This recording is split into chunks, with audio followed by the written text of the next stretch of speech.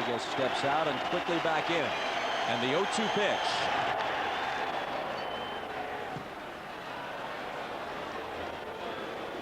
And you have to like what El Duque is doing. He is using his fastball a lot because he knows as the game progresses, he'll lose a little bit of his fastball, and then he can go to the breaking balls.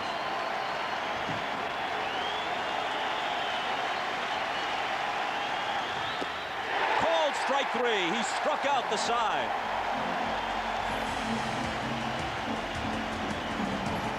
Yankees coming up in the first.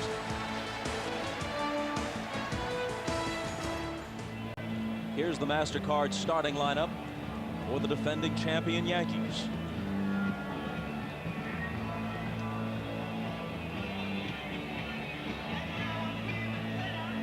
Same people. Their slots in the lineup adjusted a bit. O'Neill dropped down to 7th. Justice up to 3rd. Soho had a pair of singles last night. It was interesting that Joe Torre told us that on the way out last night, Paul O'Neill asked him, am I playing tomorrow? And Joe said, of course you're playing. And there's the defense behind Halama. They're a very good defensive ball club. That's the 4th fewest in the major leagues, but they were 2nd in the American League. Only the good defensive-minded Cleveland Indians were better. So they play good defense, they pitch well, and that's why they've been so successful this year. Big difference from the team that started in the Kingdome the last couple of years. Halama is a New Yorker, a Brooklyn product. Went to Bishop Ford High School in Brooklyn. His family still lives in Bay Ridge. But he says growing up, he wasn't really an avid baseball fan. And to the extent that he rooted at all, it was for the Mets. He was fond of the 1986 World Champion Mets. He never went to a single game at Yankee Stadium as a kid. Never set foot here until he arrived as a player. He says most of his family are Met fans, but his mother's a Yankee fan who admits that she's rooting for the Yanks to win the series, but for the Mariners to win the games that Halama pitches. Well, the top 3 hitters in this lineup are 11 for 26 against Halama, so first inning very key for him. 2-0 the count. In addition to Angel Hernandez, who's got the plate, Wally Bell is the umpire at first, Mark Hirschbeck at 2nd, Jerry Davis at 3rd. John Hirschbeck, who had the plate last night, is in right today, and Randy Marsh calls the plays down the line and left. 3-0. Halama had pitched 12 2/3 innings against the Yankees without allowing a base on balls, and now he falls behind 3-0 to the first hitter here at the bottom of the first inning.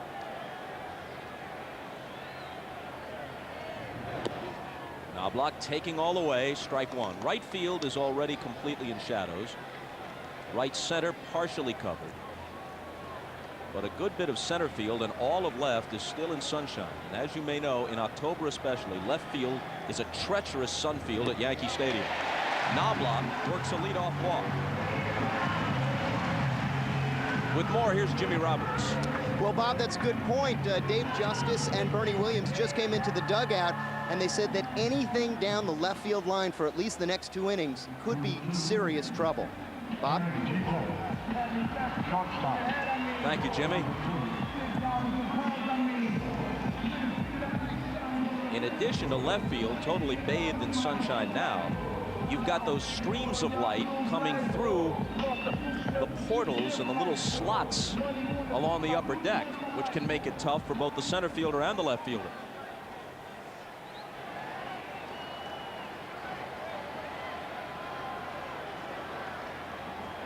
Jeter trying to shake off the 3 strikeouts in game 1. Looks to bunt and fouls it off. I think that's a good idea. Try to bunt for a base hit. That's not a sacrifice. You're just trying to push it down the first base line for a base hit. And if he's not successful at beating it out, he would have at least moved Chuck Knobloch into scoring position. And I think it's very important for the Yankees to try to score first. I mean, they've been falling behind. You can't do that against good teams. And especially a team here at your stadium like the Mariners.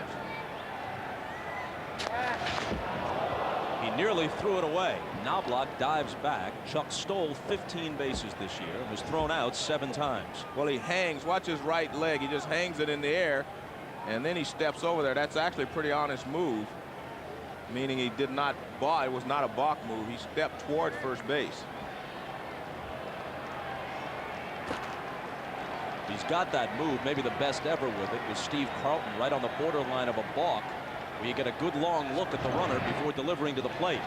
Most runners will take off on your first movement, and if you can hang there long enough and they're trying to steal, you will be able to pick them off. It is more difficult with a guy that hangs unless you can really pick up his motion. If he takes that right leg behind the rubber, his right foot, he has to go to the plate.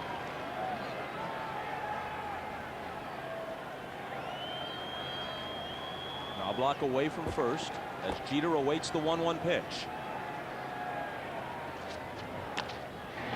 McLemore can't handle it.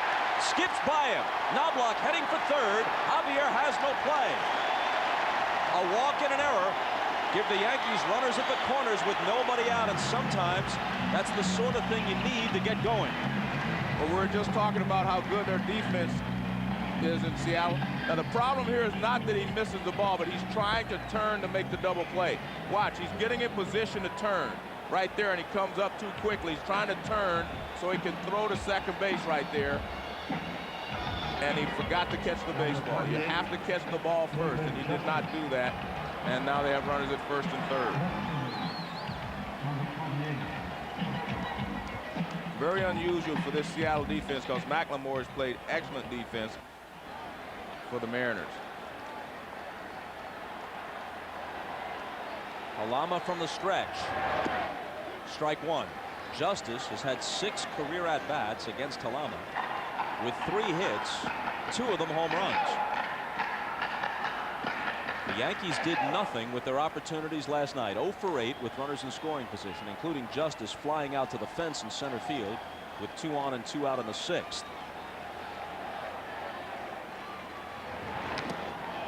Alama gets ahead of him 0-2. Well, Alama has a good sharp breaking curveball that he can use for his strikeouts against left-handed hitters. That was a pretty good curveball, but that wasn't his great one. Alama's a big guy, 6'5", 200, but not a power pitcher. Fastball only in the mid-80s. He's a curveball changeup guy.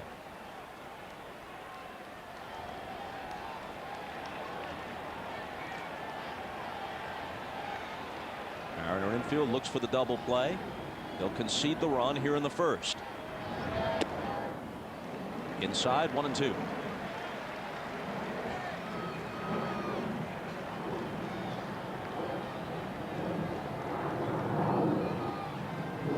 Bernie Williams will be next.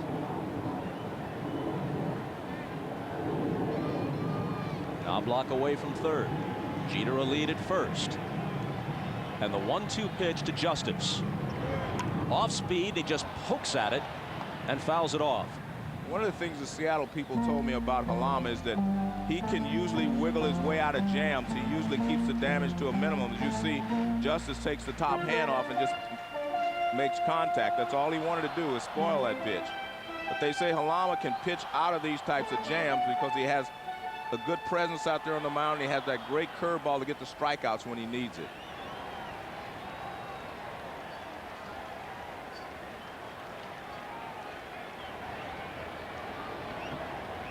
Another 1-2 pitch. Down and away.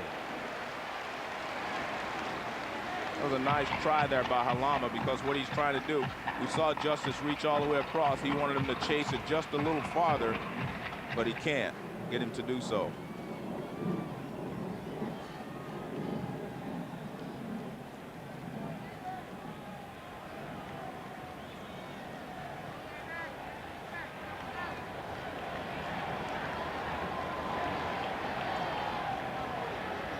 Here's the 2-2.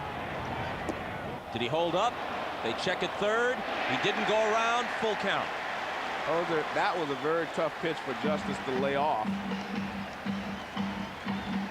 And watch, he starts after, and that ball just keeps going away from him, and he's still able to hold up.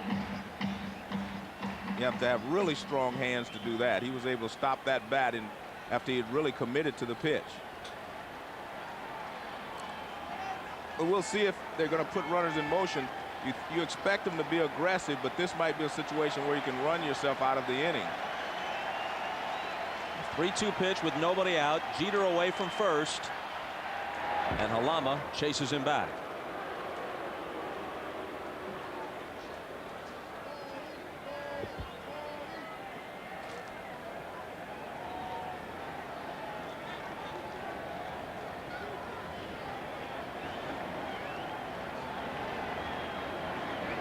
Knobloch walked.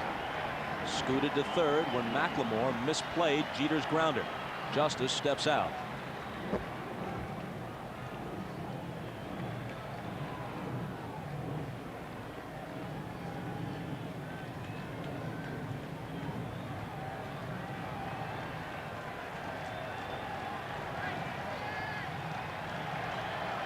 Jeter's not going.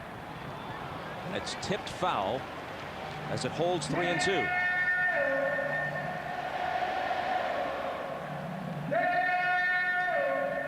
This has to be a tired Yankee ball club. Back-to-back cross-country flights for Game 5 in Oakland. Day game after a night game that ran till midnight. A squad of mostly veterans. They've got to be feeling it. Well, I'm sure they are a little tired, especially when they got to the ballpark. But once you get here and you realize you're in a playoff game, I think the adrenaline will keep you up throughout the ball game. Again, Jeter doesn't go. Justice rolls it foul. Lee Mazzilli is the Yankee coach at first. On the lines at third, Willie Randolph, whose name has come up in connection with several managerial openings. The Dodgers have been granted permission to talk to both Randolph and Yankee hitting coach Chris Chambliss, and you also hear Willie's name in connection with openings in Pittsburgh and Philadelphia. Larry Boa, who's the third base coach for the Mariners, also may get some consideration in Philly, along with Darren Dalton, John Vukovich, Bob Boone, all in the mix. Another 3-2 pitch. Walked in, bases loaded.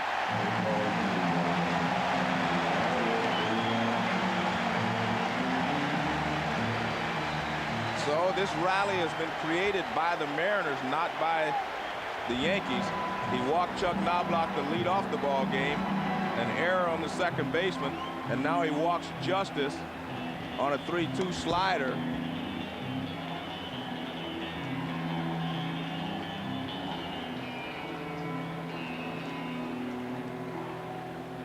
That brings their pitching coach, Brian Price, to the mound.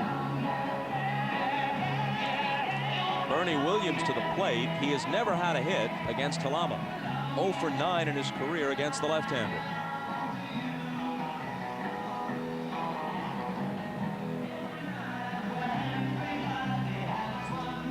Plate umpire Angel Hernandez started out to break it up, but Price turned to leave before he could get there.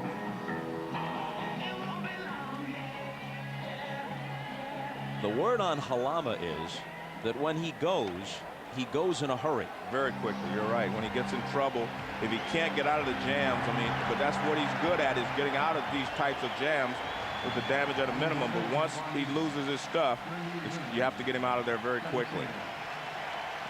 Well, if he loses his stuff now, he never had it, because we're only 4 batters in. Bernie Williams fouls it off. It'll make the seats down the right side.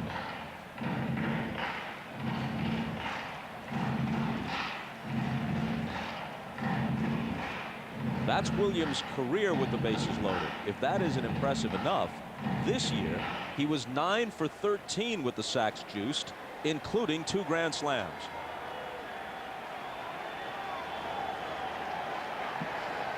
Knobloch at third, Jeter at second, Justice at first, nobody out. And the 0-1 pitch.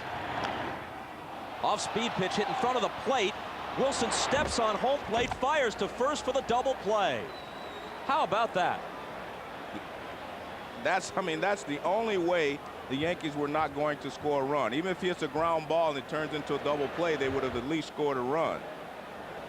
And watch this, right out in front of the plate. He hits it right off the end of the bat. Smart play there by Dan Wilson. He steps on home plate and fires to first base. That's an easy double play.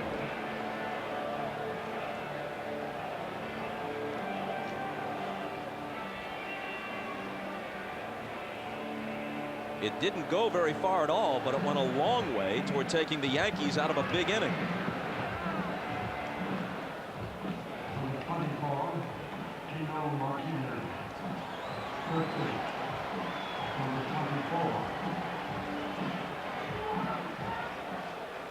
Now it's up to Tino Martinez. And if you're the Yankees, you need to score a run here, because to let him off the hook like this without scoring a run, no bases loaded, no one out, you will really start to look at yourself and start to wonder. And there's nothing worse than hitters questioning themselves in clutch situations.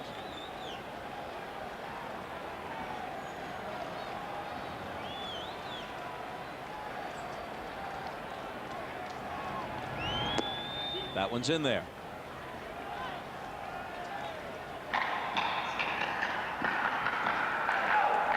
Tino 0 for 7 against Halama. The first 3 hitters, Justice, Jeter, and Knobloch, hit him well. The next 2 of Bernie Williams and Martinez have not had a hit. 2-1. Jeter at third, Justice at second, now with 2 out. Knobloch was forced at the plate, and Bernie Williams in the background thrown out at first on the double play.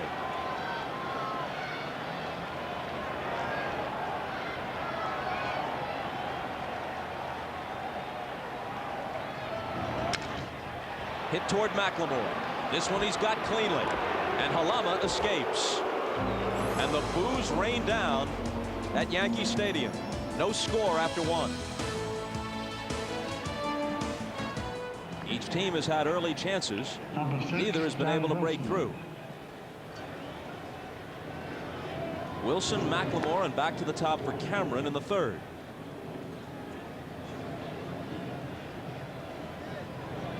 Wilson was thought to be a rising star, but he lost a lot of his playing time this year to the veteran Joe Oliver. Well, his batting average and his production has been going down each year for the last 3 years, and then Joe Oliver just kind of took the job.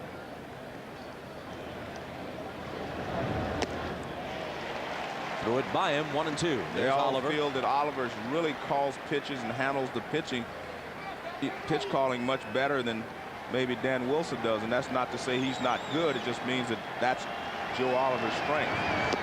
Struck him out, the 4th K put in the book by El Duque. Well, both teams have had scoring opportunities early, and neither were able to come up with it. This is more important to the Yankees as Bernie Williams grounded into a double play in a bases loaded situation.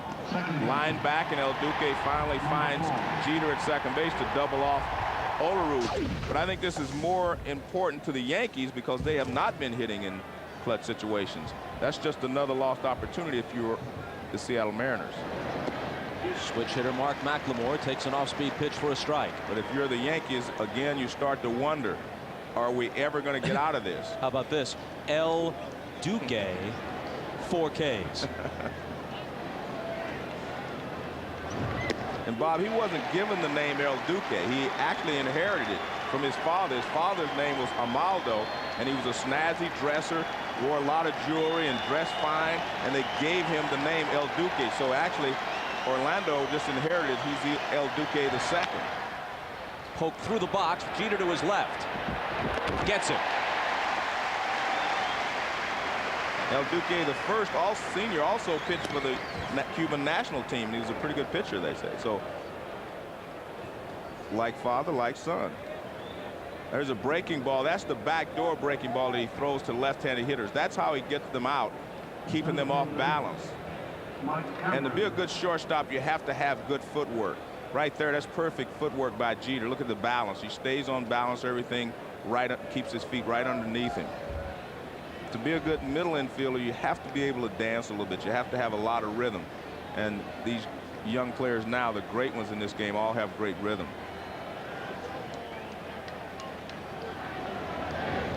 Cameron bluffs a bunt and takes a ball. And El Duque wants to know where that pitch was. Speaking of Hernandez, Joe Torre says that he reminds him of Juan Marichal. high leg kick, wide repertoire of pitches, various arm angles.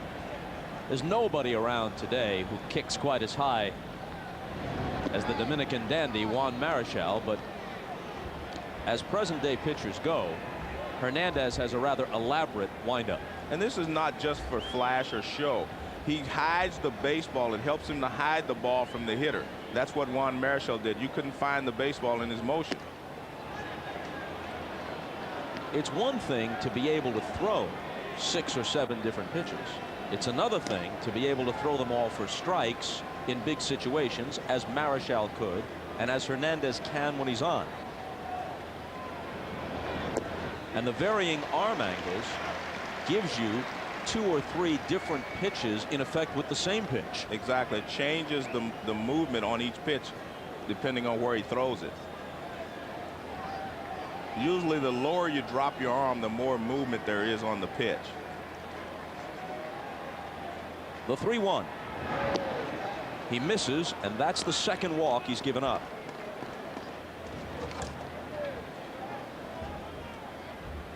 Hernandez never walked more than 3 in any start this year. Through 2 2/3, he's walked 2 and struck out 4 today.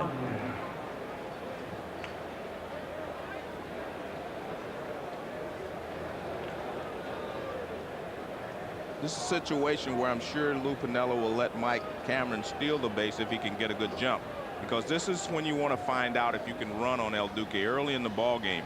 With 2 outs, you get yourself in the scoring position.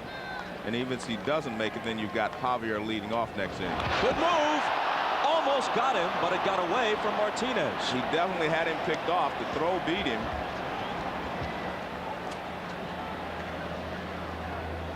That's actually a balk. And we go back, I'll show you why. He bends his left knee. There you see Cameron. It's going to be very close, but watch El Duque's left knee. If you bend your left knee, that's a movement toward the plate, and you can't bend your front knee and throw to first base, and he did that on that particular move. See, there it is again. You can't, if you bend the front knee, that's a movement toward the plate. Any breakdown of that front side is a movement toward the plate. And as a former great base stealer yourself, watch right here, watch his knee. Well, that one wasn't as obvious as the other one, but he did do it. As a one-time great base stealer yourself, that's one of the keys you're looking for to tell you when you can go. That is the key. Because you want to be able to move on his first movement to the plate. And if you take that front seat, the greatest I've ever seen it, that was Don Drysdale. He'd give you that limp knee and fire to first base. He had it perfected. And that, I mean, it takes a lot of practice to be able to do that, but that's exactly what he did on that, the one he had him picked off on. Cameron stole 24 out of 31 attempts, and he dives back.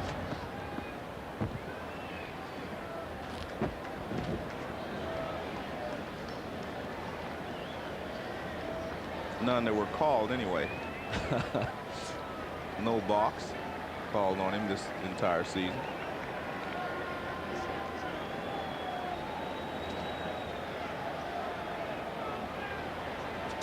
There he goes.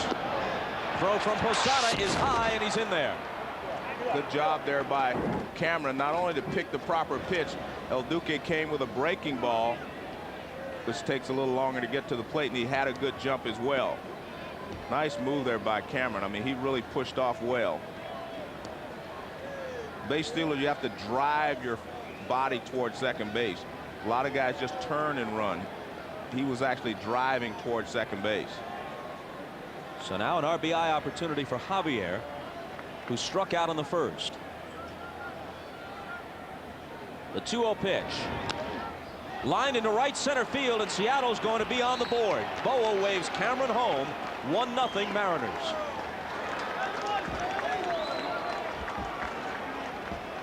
And this is basically what they did with the Chicago White Sox. They had key base hits with 2 outs in clutch situations. Javier stays with this pitch. It's down. He just stays there and hits it in the right center field for a base hit. So the stolen base scores a run for the ball club. And there you see the bench. And the one thing that Lou Piniella says is that if they are able to be successful stealing bases early in the ballgame, anytime they get on, they will try to run after that. So now here's Rodriguez, still trying to solve El Duque. He struck out in the first. He's 1 for 12 lifetime against Hernandez with 8 strikeouts.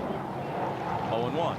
And he made some perfect pitches on Rodriguez the first time up. He was using the fastball basically and moving it in and out. And he got him called out on a fastball right on the outside corner.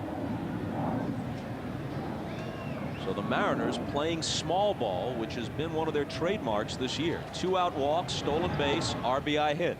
Teams that play small ball will invariably have a better record in one-run ball games over the course of the season than the big slugging teams like, say, the Oakland A's or teams that hit the long ball. You're used to playing for 1 run, so when you get in a tight ball game, you will automatically play that type of baseball.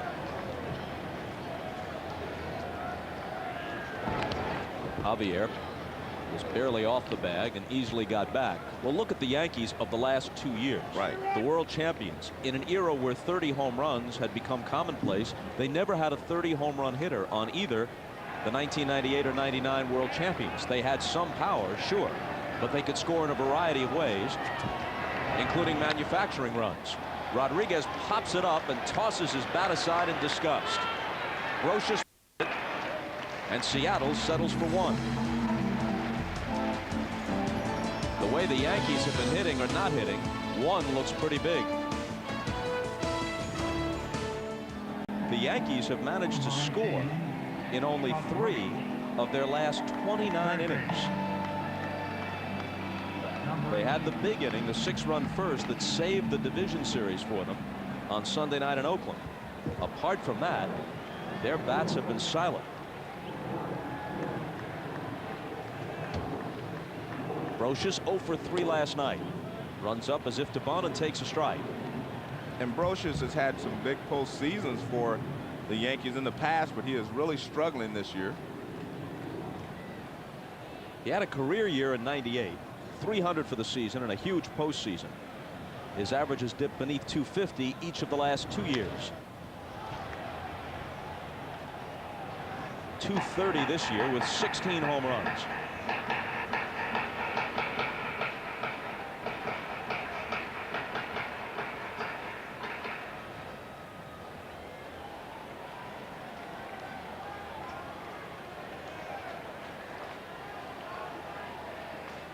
Alama's 0-2 pitch.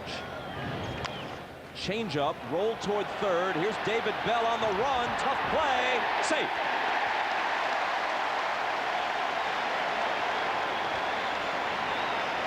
Well, you can't make this play any better than David Bell, but it's just a tough play. He's back deep with 2 strikes, and he charges and he makes a fine play. And Brocious is safe at first base. See how deep he is. That's the problem with 2 strikes. If he hits this ball with 1 strike, he would have been able to throw him out because he's playing much shallower. But because he's playing back so deep, there's no way he could get him. But it's a nice play. And I like the fact that he didn't try to barehand the ball and make that spectacular play. He said, if I get him, I get him. If I don't, I'm not going to throw the ball away. So a nice play there by Bell. Now Knobloch, who walked in the first. Good move by Halama, and he got him. Of all the things to have happen, you're struggling, you get a scratch hit to start an inning, and you give it away immediately. Well, there must have been a hit and run on. Let's see what Brocious is doing. There must have been something. Because, I mean, there's no reason for him to be that far off if you're not stealing a base or you're not going to run.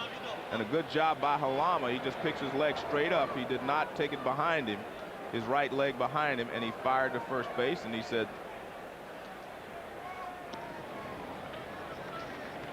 we were talking about that move earlier. He kind of suspends that right leg, in his case the front leg, for a split second, leaving him the option to go either way and sort of leaving the runner in limbo.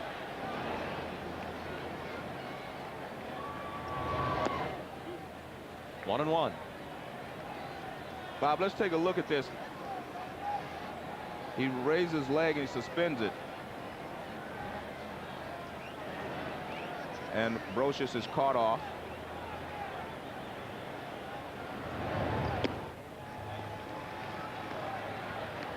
Two balls and a strike. Jeter on deck. Nobody needs to tell Brocious that that shouldn't have happened.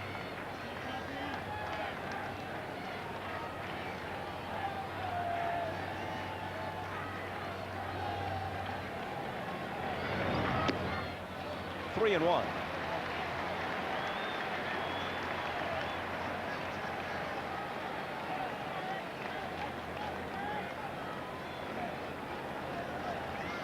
Jeter next.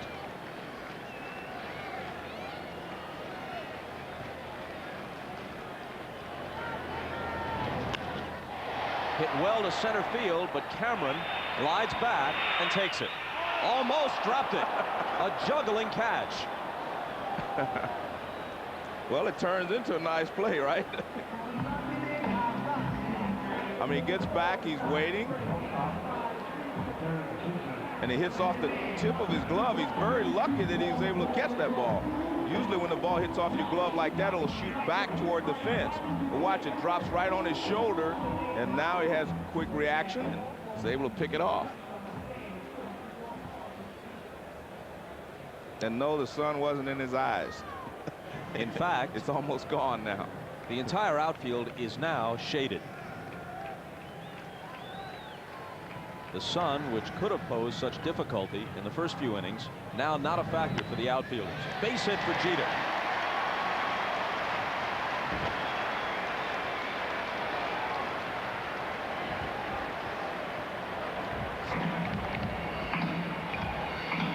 Jeter just waits on this curveball, and it's out away from him. He goes out and gets it, just lines it back to the middle. See, he keeps his head right on the ball. And there's the overhand curveball. Jeter is an excellent percentage base stealer, 22 of 26 this year. Even though Justice has hit Halama well, this might be a situation, considering all the Yankees hitting woes, where Torre might let Jeter loose. Well, normally you would, but you just had a guy picked off, and if you're Jeter, you're going to be careful at first base. Not going on the first pitch, cut on and missed. Halama on the hill for Seattle was originally the property of the Astros, a 23rd round pick when he came out of Bishop Ford High School in Brooklyn back in '94. Then he was part of the Randy Johnson deal, came to Seattle with last night's starter and winner Freddie Garcia and Carlos Guillen for Johnson a couple of years ago. Tip foul, 0-2. And I think this is a good job by Halama. If he wants to hold Jeter, don't throw over there. Jeter thinks he's going to throw. All he's done so far is just throw 2 pitches to Justice, and now he has him in the hole. And if you want to throw a fastball away or try to catch Jeter running, you can do that.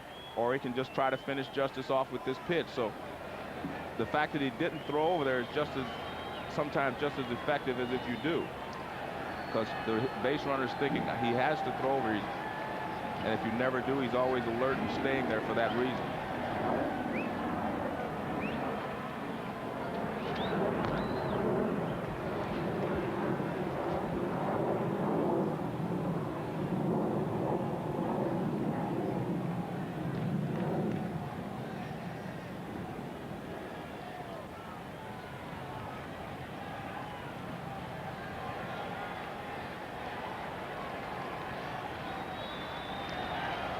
Jeter away from first, 0-2 the count to Justice. Halama works to the plate. It's down and away and blocked by Wilson. There's one thing that happens when you pick a guy off. I mean, everything else just kind of falls into place. He's picked Brocious off, and Jeter's not going to take big chances and get far enough off that he can try to read him.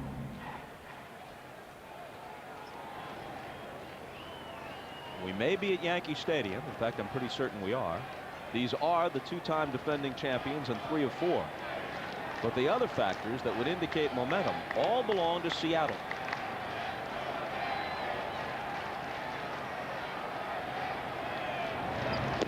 Struck him out.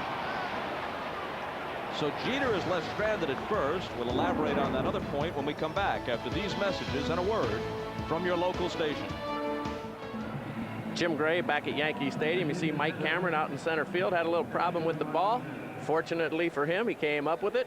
Well, he came back into the dugout, and his teammates were giving him a hard time, Alex Rodriguez, but everybody's got to come through Ricky Anderson. Ricky saying, I want an explanation. He's laughing at him, looked at his mitt, tried to patch up the mitt, acted like there was something wrong with that. Ricky's still getting an explanation as we speak right now, and they're working on the mitt. I think it satisfied him, however, as he's repairing his glove, and he'll go back to the field, Bob. All right, Jim, thanks. That Mariner dugout has every reason to be loose as Martinez goes the opposite way and starts the fourth with a single. Coming up tomorrow night. It's the premiere of must-see TV Thursday, starting with back-to-back Friends. Plus Will and Grace, Just Shoot Me, and ER. The premiere of must-see TV Thursday. How's it been going for Seattle? They've won 17 of their last 22, playoffs and regular season combined, and 13 of their last 15 road games. A strike to Olerud. They've won 4 of the 5 games played here at Yankee Stadium this year. And New York, meanwhile, even with the division series win, which they eked out against Oakland, New York has lost 18 of its last 24. The next 3 are scheduled for Seattle Friday, Saturday, Sunday. 0-1 pitch. Time was called. Well, El Duque held the ball a long time, but it's very unusual to call timeout when he's about to start to the plate. So he holds it for a long time, and once he starts, it's normally you do not grant timeout once he started his motion. Olerud singled in the second. The 0-1 pitch to him. Down and in. And one of the reasons you do not call timeout in that situation is because a pitcher can actually injure himself by trying to stop once he started his motion.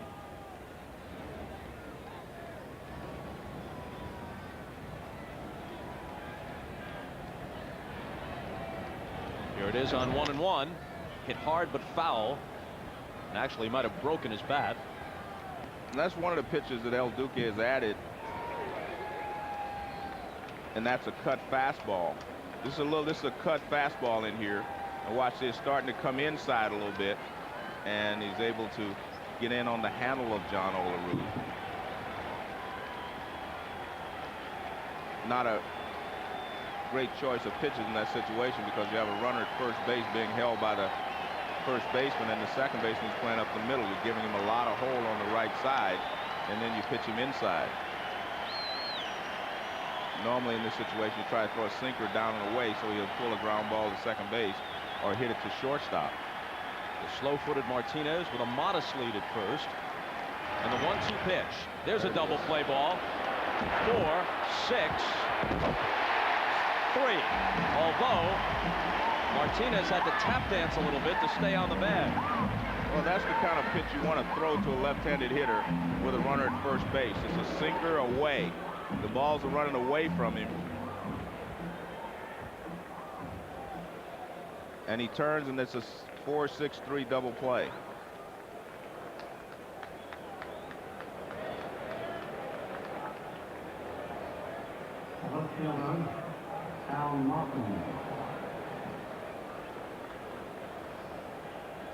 So now Al Martin bats with the bases empty and 2 down. He flied to deep center back in the second. Ball 1 high. Travel day tomorrow. Then from Safeco Field on Friday night, game 3. Right-hander Aaron Seeley for Seattle with that great overhand curveball. He won 17 this year. Lefty Andy Pettit, 19-9, goes for New York.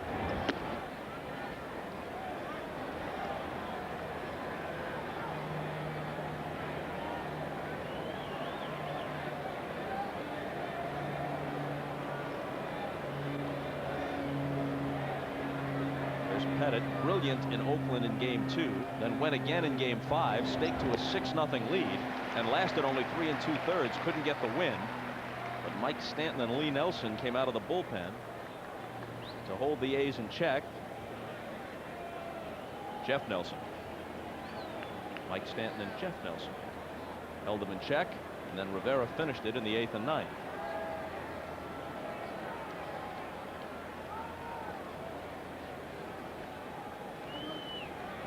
Martin grew impatient. Now he's back in.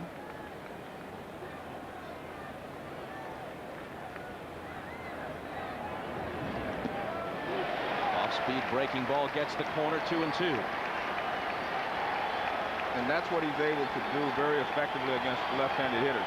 This ball is outside, and then it starts to break, and it just catches the outside corner.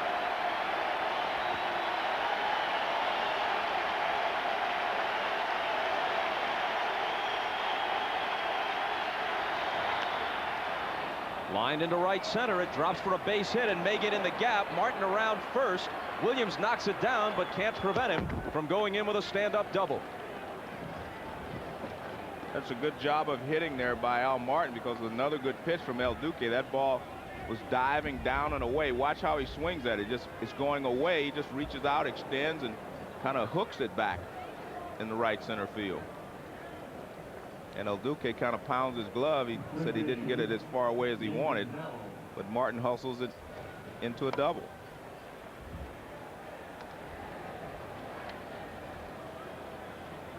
Which gives David Bell a chance to pad the lead. He lined into a double play his first time up. The Mariners had runners at second and third and one out in the second when Bell shot one back toward the mound, which Hernandez took, wheeled, and doubled Olerud off second base for the inning-ending DP. Now it's Martin at second with 2 down.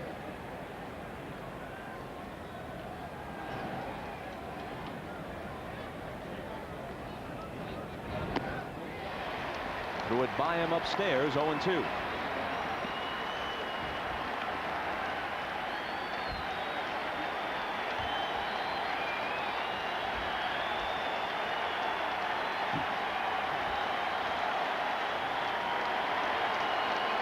Sizable pitch count for Hernandez, who has been known to throw games where Torrey lets him go to 125, 130 pitches. He's at 62 right now. In on his fist, hop toward first. Martinez into foul ground to end the Seattle fourth. And it remains a 1-0 game.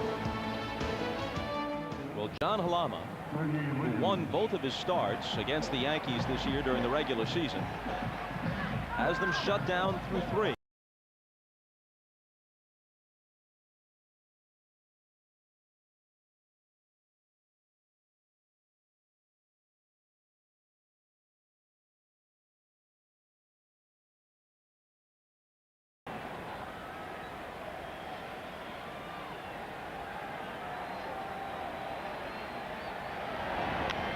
Bouncing ball toward McLemore. He knocks it down, recovers, and throws him out.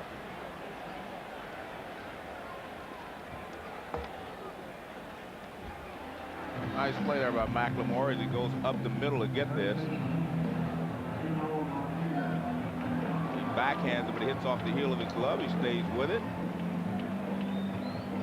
And a quick throw to first base retires Bernie Williams. See that play, the ball shot up at him a little bit, and he hit him off the heel. Didn't quite get his glove up to get it in the pocket, but he stayed with it.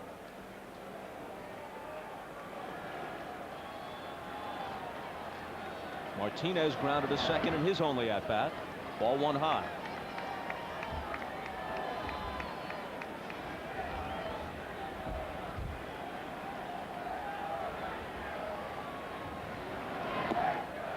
These Yankees find themselves in a curious situation. They could very well regroup, win this series, get to the World Series again. They could, who knows, wind up 3-time champions and 4 times in 5 years.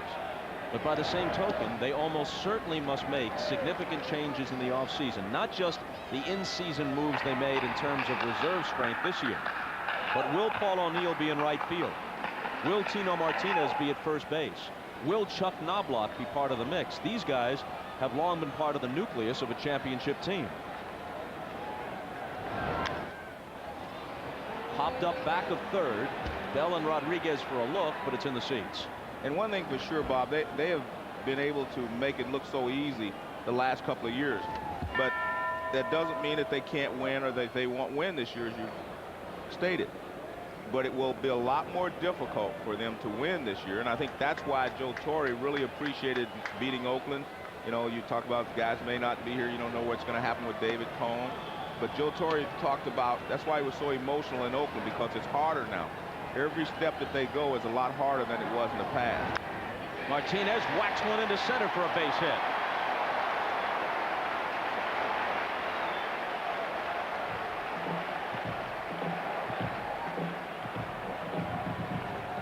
Tino hits this ball right off the end of the bat. It's a curveball going away, and look at that, right off the end of the bat, and the ball went out there like a little swivel. What are those balls? Those little fluff balls. A Nerf ball? Yeah, the Nerf ball. It helps when you have kids.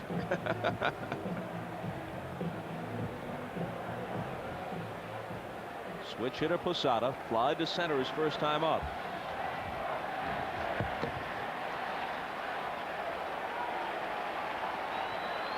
Paul O'Neill on deck.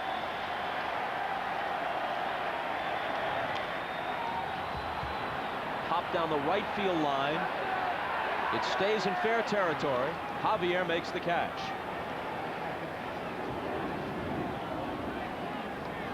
And folks, another reminder, Aaron Spelling, as you know, has created hit after hit. Tonight, his newest, the sizzling new Wednesday series Titans. Tonight at 8 Eastern, 7 Central on NBC. The sparks are almost flying from the screen just looking at the promo.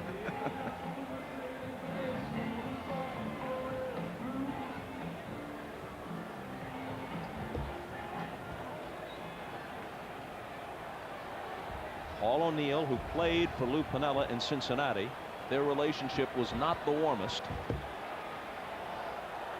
Well, they're both fiery type of individual. O'Neill has been a tremendous player in New York.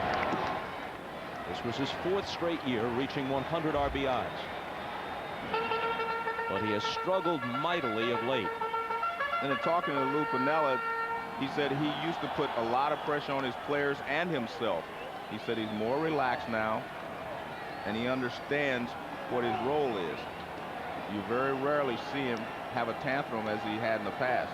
Coaches say he vents his anger on them and not his players. Off-speed pitch, he takes it the other way. Martin started in, now goes back and takes it. Another scoreless inning for the Yankees. 13 of them in this series, and they trail it 1-0. Due to time constraints, we now move ahead in this ESPN program. Here we have a game in which 1 run has been scored. There have been 10 hits. We've played 5.5 innings. And the game is now 2 hours and 2 minutes old. Bob Wolf, the esteemed veteran sportscaster who still works in the New York area, stopped by the booth before the game. It's his call that you hear on Don Larson's perfect game. Paniagua, who was effective last night, is up in the bullpen right now for Seattle. He called Larson's perfect game, October 8, 1956. That game took 2 hours and 6 minutes.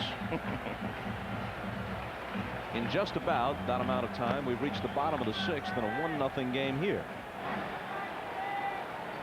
That's modern baseball. Well, you being from St. Louis, I'm sure you saw some 159s, 150s from Bob Gibson when he pitched. Bernie Williams fouls it away as Halama goes back to work in the 6th. There's Lou Piniella looking over the lineup sheet, trying to figure out exactly how he wants to match his bullpen against the hitters for the Yankees. He told me before the ball game, he said, if I can get 6 out of Halama and he keeps us in the game, I'll be very pleased. So he's 3 outs away from that.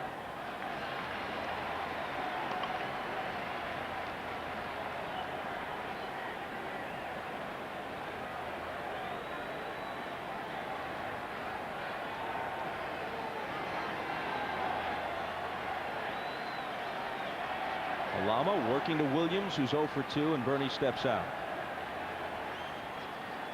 Williams was 1 for 4 last night with a couple of strikeouts. As Halama works here in the 6th, it's probably worth noting that he threw only 1 complete game this year, plus he had a 9-inning no decision in a game that went extra innings. At third base, Bell, very sure-handed across the diamond to retire Williams.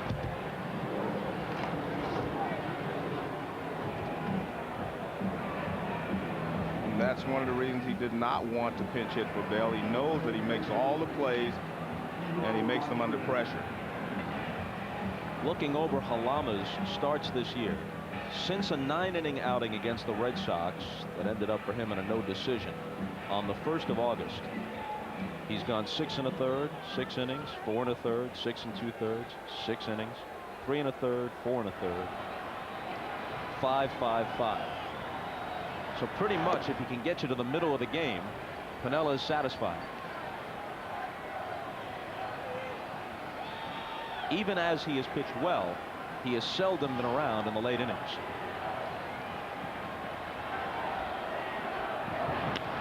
Martinez wraps one into right center field, and it drops. And again, the Yankees have the tying run aboard.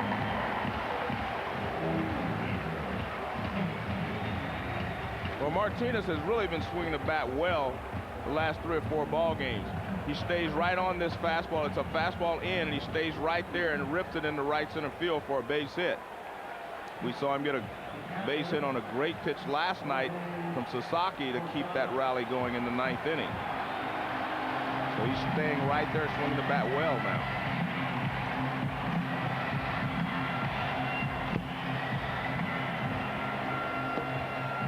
Posada has flied to center and then to right.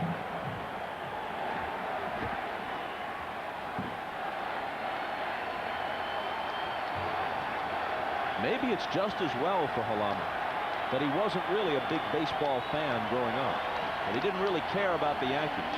The mystique of Yankee Stadium may be lost on him. Floats that one in for a strike. Well, he actually says he's not a big baseball fan.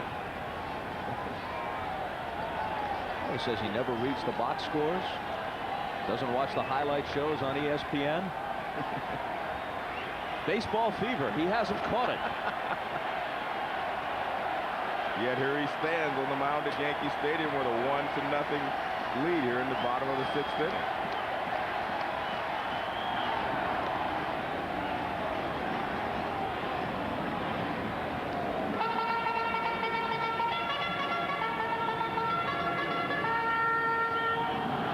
The one thing that he does with that nice move to first base is that he takes the element of the hit and run right out of the mix right here. Normally you might see Joe try to do something to jumpstart this offense, but not with a guy with a move like Halama. Martinez aboard with his 2nd single of the game, scampers back. Paul O'Neill is on deck. We're in the 6th. 1-6-1 for Seattle. 0-5-0 for New York.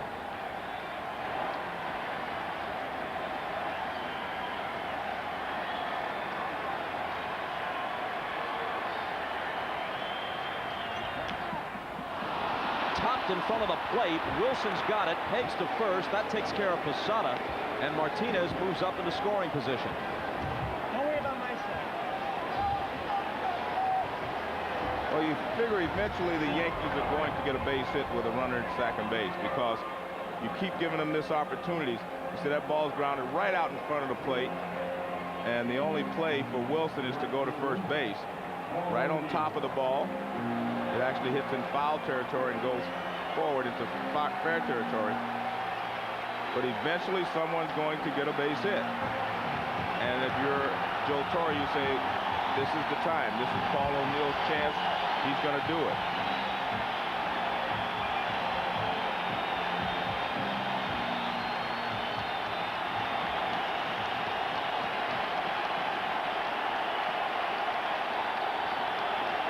He's grounded to first, line to left.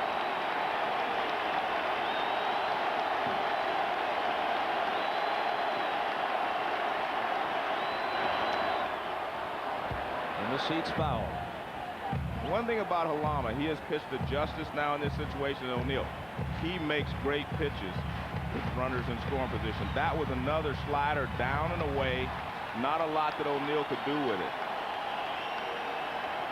When you're a hitter and you face a pitcher like this, in situations you say, well, he's going to make a mistake eventually. And you want him to leave something in the middle of the plate. You want him to center the ball for you. But he has not made any mistakes so far.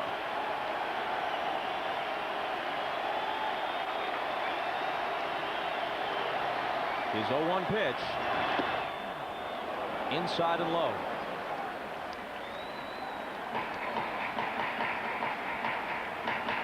This pitch is just to keep him honest, keep him from going out there on the low and away slider that he threw him to place before. It actually looked like he swung at it, but they didn't check. They didn't feel he did.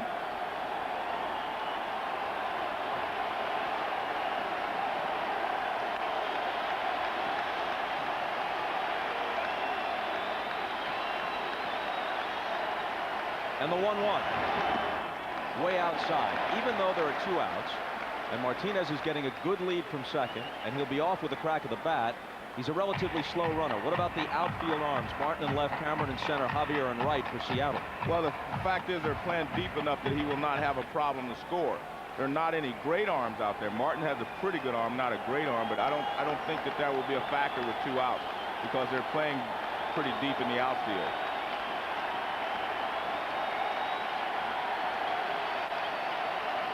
Luis Sojo is on deck. And Halama's 2-1 pitch misses. Well, one way or the other, this will probably be his last batter.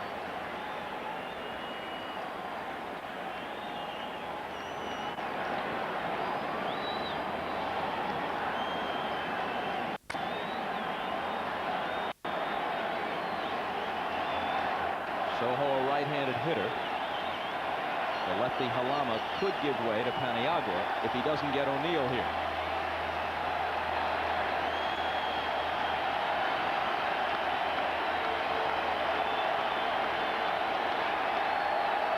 And his 3-1 pitch is in there. O'Neill thought it was ball 4. Well, the one thing he's been able to do is keep the ball down. He's been able to throw sliders down and away. Here's another breaking ball. The ball wasn't as bad as it appeared because Wilson caught it. You see, he catches it funny, and it's not where he catches, it's where he crosses the plate. And when it crossed the plate, it was right around the knees. Yankee bench thought they had the potential go-ahead run on base. Instead, here comes the 3-2 pitch to O'Neill with Martinez at second and 2 down. Rolled toward the hole. Olerud ranges to his right. Halama covers. Close play. Got him. And O'Neill and the first base coach Lee Mazzilli are all over Wally Bell. Now Torrey comes out. They're not going to win the argument, and since the Yankees scored 6 runs in the first inning of Game 5 at Oakland, they have now scored exactly 1 run in their last 23 turns at bat. But a lot of this is frustration because they're not able to get the runner home. Let's take a look here. Very close. It looked like it. Well, remember now, we're taking this in super slow motion. Man, that's close. Back after these messages and a word from your local station, not the words O'Neill is speaking. Due to time constraints, we now move ahead in this ESPN program. If the Yankees don't rally here, there's a pretty good chance this is the last baseball game played under autumn skies in New York for this season. Down 0-2, they'd head to Seattle for 3. They face Jose Paniagua now as they come up in the 7th. Unless, of course, the Mets advance. Then I guess there would be October baseball in Queens, but not in the Bronx. But being from St. Louis, I can understand how that was an oversight from you. You have to cover all the bases. just to cut down on those cards and letters and emails and faxes.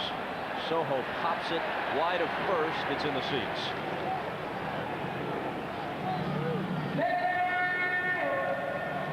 Tonight on Fox, Joe Buck and Tim McCarver have the call from Busch Stadium. It's Hampton for the Mets. It's Darryl Kyle for the Cardinals in Game 1 of the NLCS. And we're back 8 Eastern, 5 Pacific from Safeco with Game 3 on Friday. Pettit against Seeley. After going back and forth from Australia, flight cross country to Seattle is going to seem like the shuttle. I've got interplanetary jet lag. The 0-1 to Soho. A ball and a strike. Against Halama, Soho was 0 for 2, grounded out, struck out. In this postseason, Seattle's bullpen has worked 14 innings without giving up a run. Paniagua has been an effective part of it. Hit hard. Bell smothers it. Throws from his knees. Got him. So he's worth the, see, that's worth the run that they didn't try to get. And he knows that he saves run. That's a great play right there. And he threw it from his knees. Right down the line. A lot of area over there to cover. Normally you play a little closer to the bag this late in the ball game. But you see a nice stop. Now he doesn't even get up. He fires from a knee. And he throws a strike to first base. We talked about his defense, but I mean, this is special right here.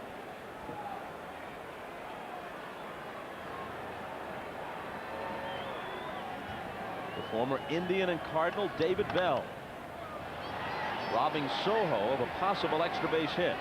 Now strike one to Brocious. One of the reasons you do not play as close to the line or guard against an extra base hit is because Paniagua throws so hard you figure the right-hander's not going to pull it right down the line. But Soho did.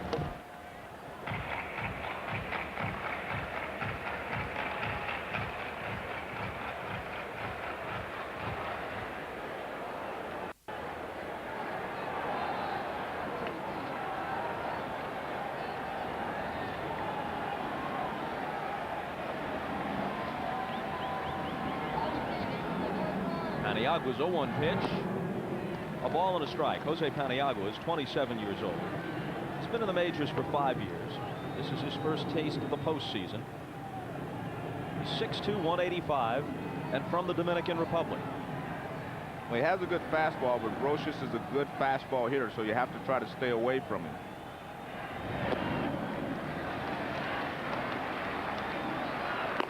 Arthur Rhodes, who got in last night, getting ready here in Game 2. 4 Mariner pitchers combined on the 6-hit, 13 strikeout shutout with Freddie Garcia, the starter and winner. The 2-1 pitch. 3 balls and a strike to Brocious with Knobloch on deck.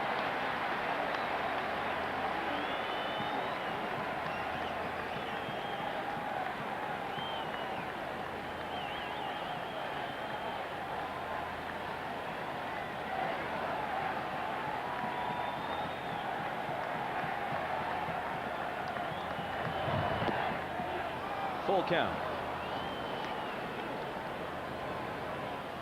Very surprised Brocious took that.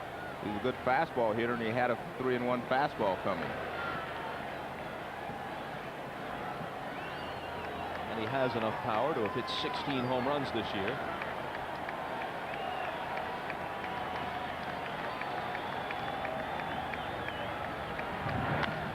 Line drive, base hit. Cameron over to get it. Brocious rounds first and holds there with a 1-out single. And he stayed right there, got his fastball, and lined it into left center field for a base hit. And they're going to pitch run to Brocious. A low fastball, and he stays right there. That ball is centered. It gets in the middle of the plate, and he lines it into left center field. New York's 6th hit, matching Seattle's total. And now Jose Vizcaíno, who also got into the game last night as a pinch runner, replaces Brocious at first base.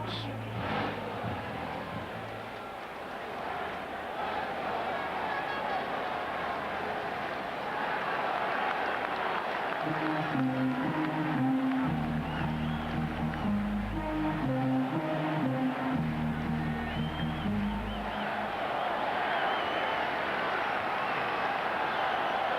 a reason to smile for Brocious. He's had a tough series so far.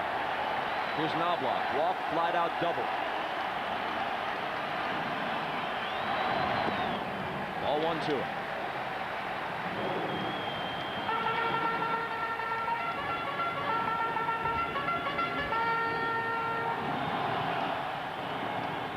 Paniagua has faced two hitters. Both hit the ball sharply. Soho robbed of a hit on a diving backhand play by Bell, and then Brocious whistling a single into center.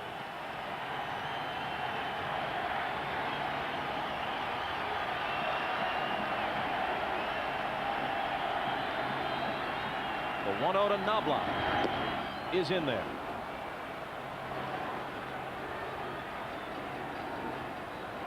This is a good fastball, good sinking fastball from Paniagua. And watch the movement right there.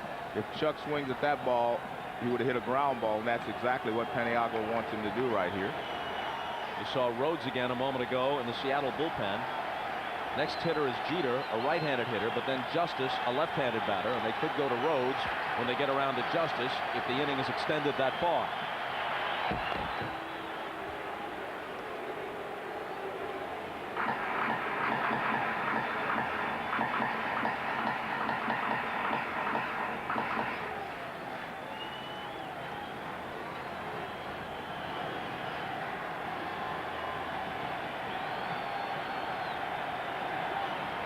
Paniagua eyeing Vizcaino.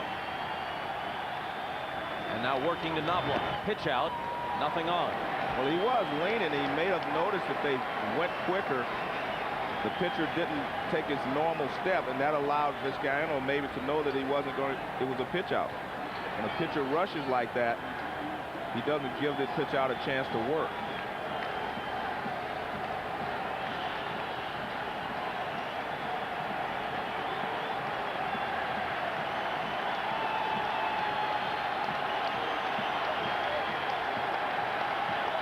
Put something on. This is a good count to do it on 2-1. Vizcaino bluffs the go. Knobloch pops it up into shallow right. McLemore out from second base has it.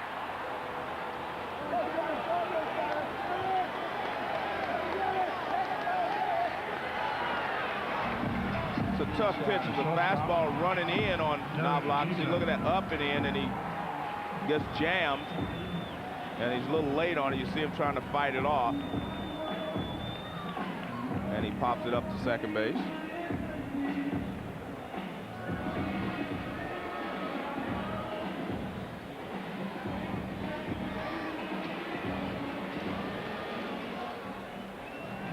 Now Paniagua has to deal with Jeter, who's reached base one way or another all three times. On McLemore's error in the first, on a single in the third, on a walk in the fifth.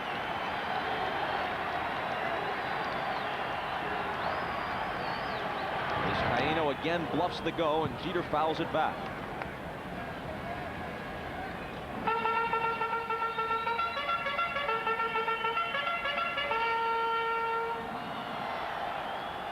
The way the Yankees are hitting or not hitting, would it be the worst thing in the world to allow Vizcaino to try the steal to get into scoring position? If he's thrown out, you got Jeter to lead off the eighth.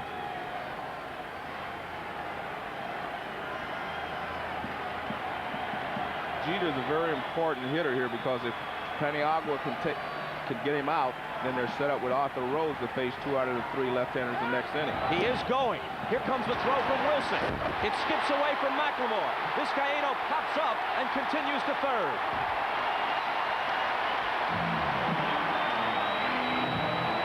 The pitch was strike 2, so now Jeter will hit out of an 0-2 hole. But the tying run is at third. And it's a good pitch to throw on, and the throw is in the dirt. It was going to be a close play if he makes a good throw, but Vizcaino had a pretty good jump. He goes around to third base, and one more time they're going to have a runner in scoring position to tie this ball game.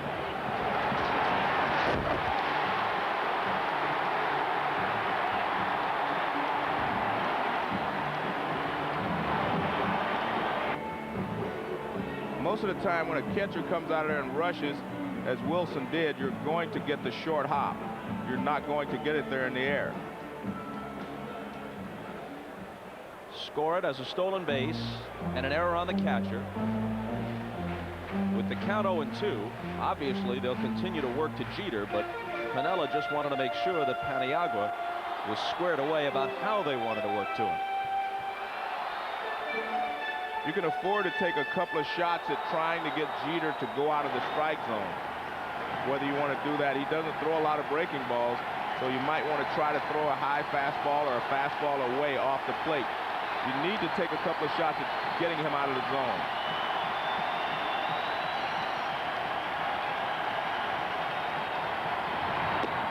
Inside for ball 1. And that's a good way to do it. Now you try one even away just to see if he'll chase a pitch away. It's a good pitch. It starts toward the inside corner and moves off the plate inside. Good pitch. Good 0-2 pitch anyway.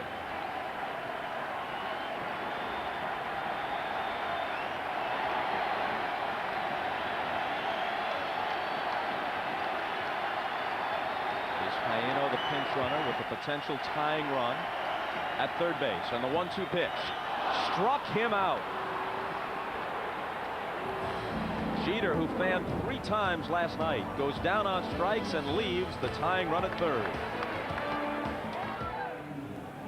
Here's the Morgan Stanley Dean Witter well-connected play of the game. Actually, it's 2 plays. In the 3rd inning, Mike Cameron walked with 2 out. He stole second and then rode home on this RBI hit by Stan Javier. Inserted into the lineup today to get another left-handed bat in against El Duque. Javier actually a switch hitter, batting left-handed against the right-hander, and he'll lead it off here in the 8th. Hernandez stays in, trying to keep the Yankees close at 1-0. Tino Martinez will take it himself on the first pitch. Javier is gone. Couple of changes for the Yankees. Luis Sojo moves from second base to third, and Jose Vizcaíno, who ran for Scott Brocious, remains in the game and plays second.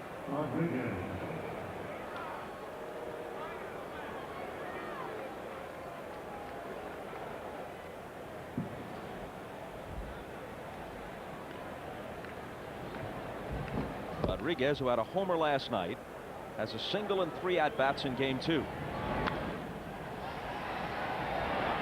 Hop over beyond the Yankee dugout and in the seats.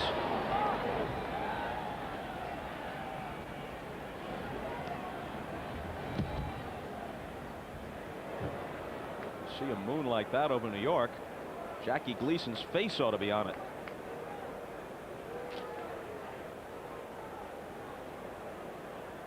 Hernandez has thrown Rodriguez mostly fastballs. He got him out the first couple of times out with fastballs, and then Rodriguez had a base hit.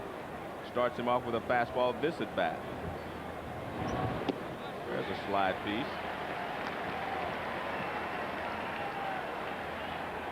In the Yankee bullpen, the 2 veterans, Stanton the lefty, Jeff Nelson the righty.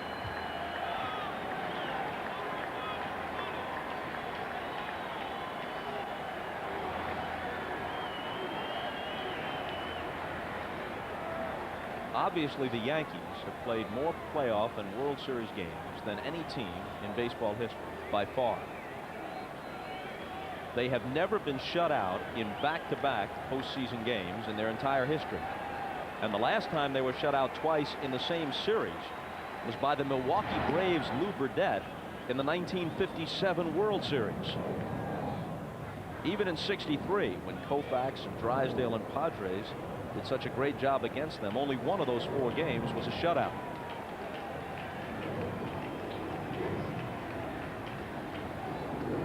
The 1-2 pitch to Rodriguez struck him out. There's a high fastball again. He has had a lot of success with Rodriguez on the using the high fastball.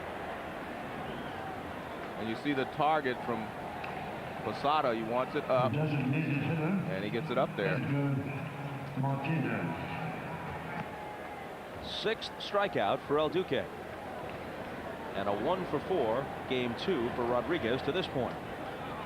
The Mariners have not had as many scoring opportunities, but they only have 6 base hits themselves. So the frustration of the Yankees is only emphasized because Stan Javier had a base hit to drive in the go-ahead run. Everything looks different when you win. Correct. On the other hand, Game 3, the clincher in the sweep over the White Sox was a low-scoring game. They won last night 2-0. They're leading here 1-0 in the 8th. If you looked at it through a different prism, you could say that the Mariners are slumping. Yeah, true. But their pitchers are not slumping. They're certainly not tearing the cover off the ball. But pitching is what got them to the playoffs, and it's what's carrying them so far. There's Freddie Garcia, last night's winner.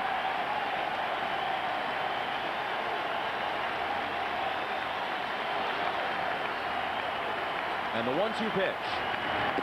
Called strike 3. If that's it for El Duque, he finishes strong with his 6th and 7th strikeouts of the game. And this live view is courtesy of the Bud One airship, seen by millions on its ongoing goodwill tour. Budweiser, the official beer of Major League Baseball.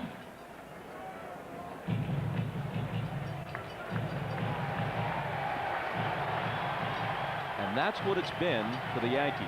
1 big 0, represented by that full moon over the Bronx. Arthur Rhodes out of the bullpen. A bullpen that has been impeccable in this postseason so far for Lou Piniella's Mariners. And Bob, when he came in last night to pitch to Glenn Allen Hill, he was throwing very hard as we get a look at this bullpen. No earned runs in the 15 innings and only 6 base hits. And most of that work was done against a good hitting Chicago White Sox team. There's Sasaki. He's getting loose for the 9th inning if Arthur Rhodes can hold him here in the 8th.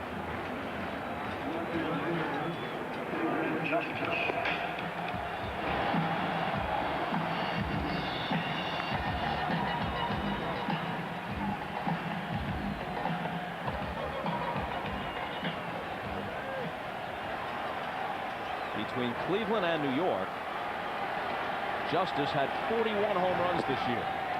Ball 1 from Rhodes. He has the only Yankee home run of this postseason. They're going on 230 postseason at-bats with 1 round tripper. In the air to left. Martin toward the line.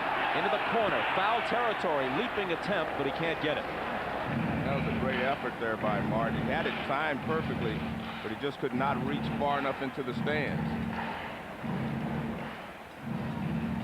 Watch, he times his leap. And he just can't get far enough in. That's why they've had those walls out there, so that the outfielders can feel free to run into them or climb them. Justice will be followed by Williams and Martinez. The 1-1 pitch.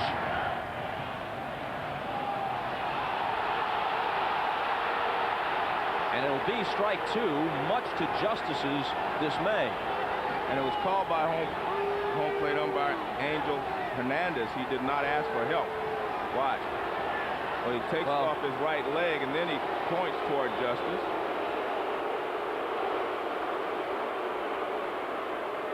And it appears there that he should have asked for help. And that's the easy way out. Just ask for help.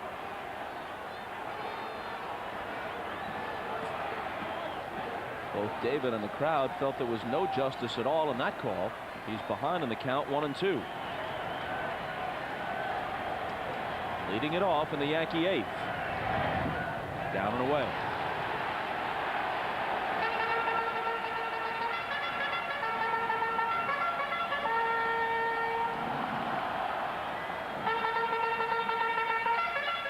Posada with a bat in the Yankee dugout. Somebody's got to reach for him to bat in this 8th inning. Justice is 0 for 2 with a walk in game 2.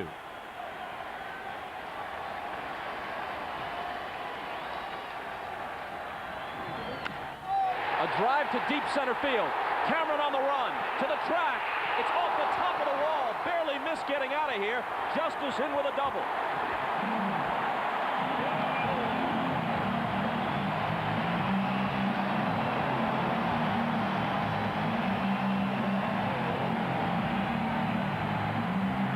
David Justice has been trying to pull the ball all day, and he wasn't having any success.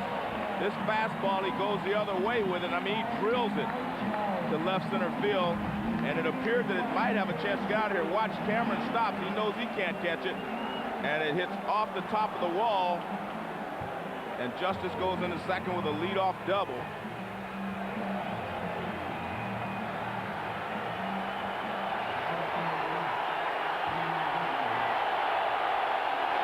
Pinella's still got his 1-0 lead by about a foot. A little more loft, and this game is tied. As it is, the tying run is at second with nobody out. Ball 1 to Williams, who's 0 for 3, including hitting into a double play with the bases loaded and nobody out in the first inning.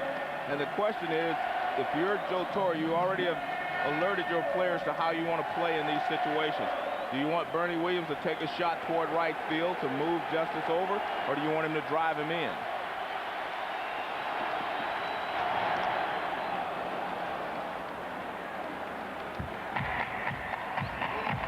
A lot of managers have different theories on this. Some managers believe if I'm hitting the guy fourth, he's supposed to drive him in. I'm not supposed to take the bat out of his hand and have him taking a shot to right field. Other managers feel like if you haven't scored, the easiest way to score is hit a ground ball here and a fly ball or another ground ball. So just a matter of philosophy. Williams steps out. Williams, of course, is a switch hitter. Next batter, Martinez, a lefty. Then Posada, a switch hitter, and another left-handed hitter, O'Neill. Sasaki is already up and throwing in the bullpen. And Pinella has been known to use him in the 8th inning. He won't save him necessarily for the 9th, especially with tomorrow being an off day. But I wonder if he would go get him this early, because he did have a tough 9th inning last night. And Arthur Rhodes is throwing well. Here's the double play that Bernie Williams hit into in the first inning. He topped the ball in front of the plate, and all Wilson had to do was pick it up, step on the plate, and then peg it to first to complete the DP. And it took the Yankees, in effect, out of what could have been a big inning. This would not be it. All bets are off. Trust me, he hit into a double play. Here's the 1-1. Inside.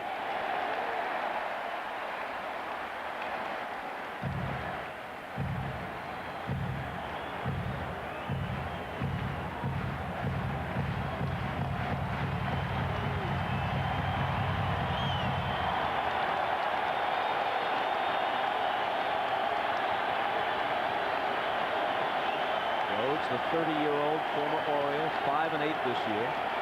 His first year in Seattle. Misses with that one. 3-1.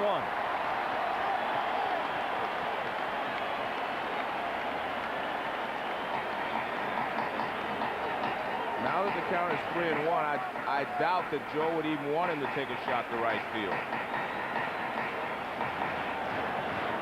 He wants him to drive him in.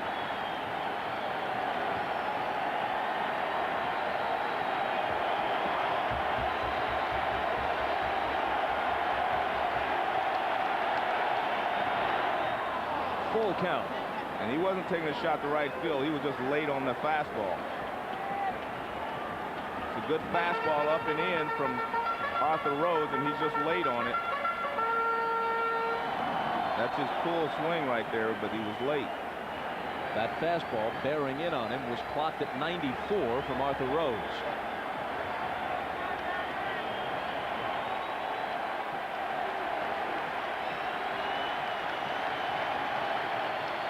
Justice, who doubled at second with nobody out. 1-0 Seattle, last of the 8th.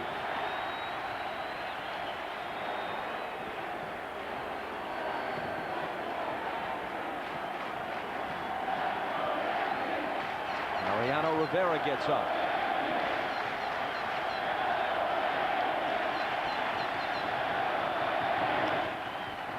And Williams fouls it off.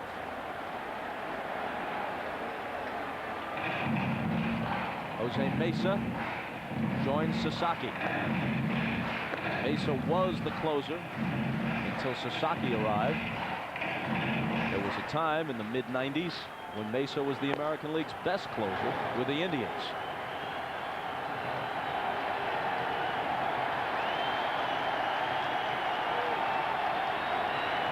Another 3-2 pitch coming from Rhodes to Williams. Man, that was a nice pitch there. Curveball 3-2. Williams hung right there and fouled it off. He had thrown him like 8 consecutive fastballs, and then he comes with a 3-2 curveball, and it's a pretty good one too, and Williams is able to get a piece of it and foul it off. It's one of the advantages of being a switch hitter. The breaking ball is always coming towards you. Williams hit .307 for the year, with career highs of 30 homers and 121 RBIs. Has not done that much in the playoffs. Ricky Henderson, relegated to spectators so far today, can barely bring himself to watch, apparently. Another 3-2 pitch. Line through the middle, base hit. Justice hesitated. Randolph waves him home. They won't have a play. The Yankees finally score, and they tie it.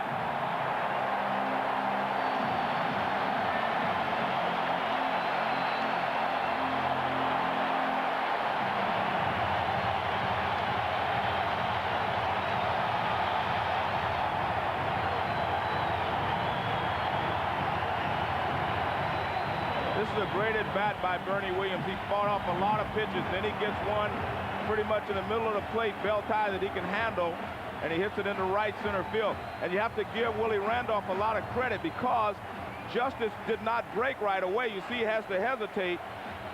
Now Cameron comes up with the ball, but Randolph sends him all the way. And I think Seattle was smart to throw into second base and not take a shot at Justice at the plate. So good heads-up play there by Willie Randolph.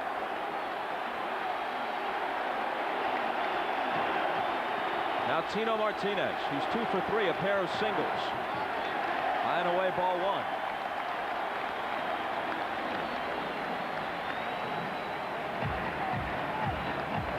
It is just hard, as I said, to beat someone 1-0. If you have an extra run, if it's 2-0, you have margins for error. You can pitch people differently.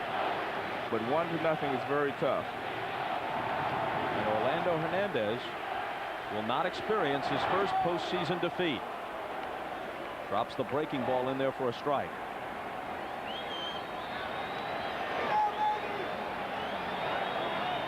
Question is he going back out there or not?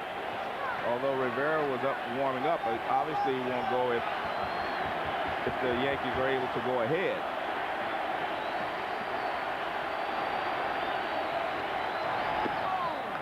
High ball 2.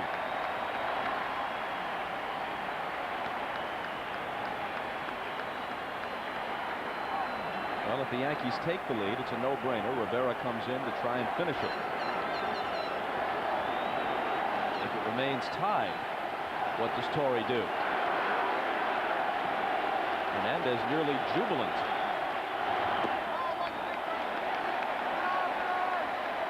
Delayed call, ball 3. See if this pitch crosses the plate. Wilson caught it poorly, like going down, which sometimes influences the umpire, but it's called ball 3.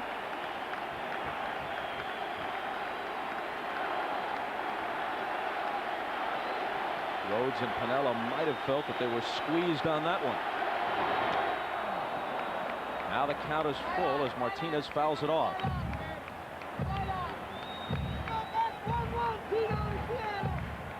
Full count, nobody out, tie game, bottom of the 8th. Do you run Williams from first? Well, that's the decision, you know, that Joes have to make, in the fact that, does Arthur Rhodes have a good move? No. But do you want to put the guy in motion on a line drive, he double off? I think you should, but let's see what Torrey thinks. Williams is chased back. when a team is struggling to score runs or to get base hits, sometimes the manager can help them by putting runners in motion and opening up a hole someplace.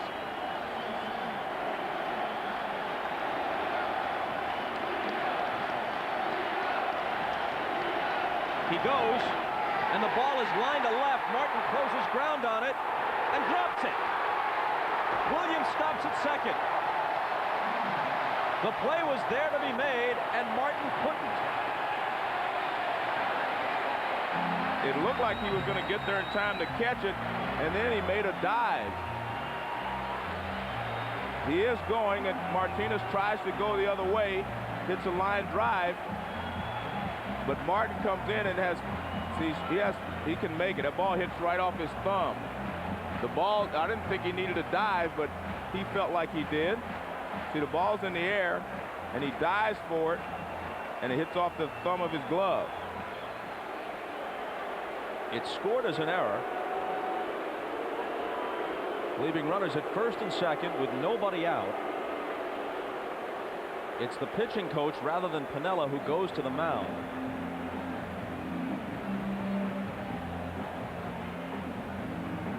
And now they've reversed the decision and scored it as a hit. That scored a base hit. There goes Bernie. Now ball's hit on the line, so he has to wait. And he figures he's going to go back to first base. Barton drops the ball, so now he goes ahead and goes into second base.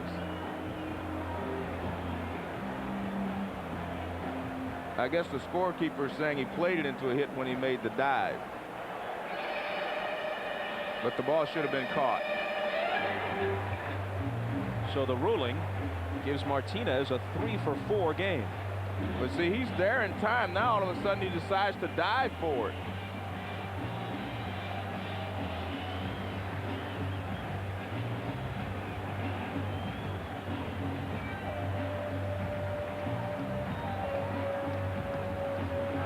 Well, now do you sacrifice with Posada? I would, yes, but I think you need to, try to score a run here. This is a big chance, and the last thing you want to do is risk a double play, a ground ball double play. Bell inching in from third. Rhodes wheeling around and looking Williams back to second. And Posada gave no indication that he was going to bunt. The last time he sacrificed successfully more than 3 years ago. And part of the reason for that is because he is a switch hitter, so he's always going to have the matchup in his favor. No bunt, ball one. He definitely didn't indicate it when they whirled to throw to second base. See, the matchup is always in his favor. He's always going to be left-handed against the right-hander and right-handed against the left-hander. So you figure if you're Joe Torre, that's the matchup you want.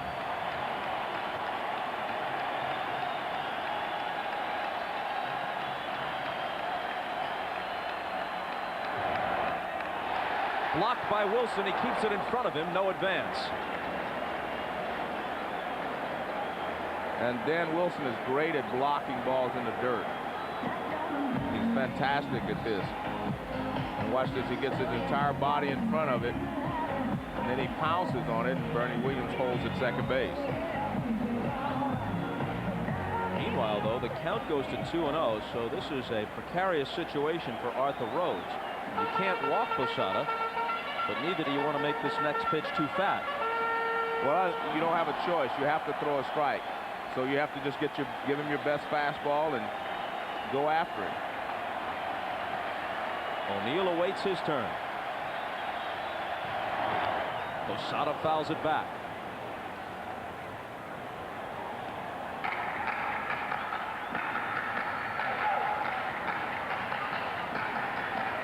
Lou Piniella seemed on the verge of taking a 2-0 lead back to Seattle. Now he's one Yankee base hit away from having to face Mariano Rivera in the ninth, staring at the prospect of a tied series heading back to the great Northwest. The 2-1 to Posada. 3 balls and a strike. The one thing Rhodes has done, he has kept the ball down except for the pitch to Bernie Williams, but he's missed low with several fastballs in this inning.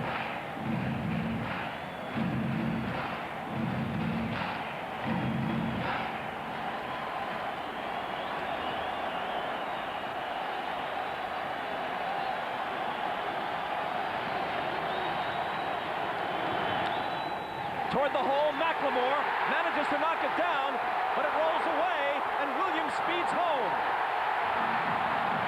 The Yankees take a 2-1 lead. McLemore very nearly kept it on the infield. He got a good piece of it, but it rolled far enough away to allow Williams to score, and Martinez to wind up at third. This ball is hit sharply to the right side. It looked like McLemore got a good jump on it. He dove, and I don't know how it got through him. He looked like he was trying to smother it, which was the right move, but he could not smother it.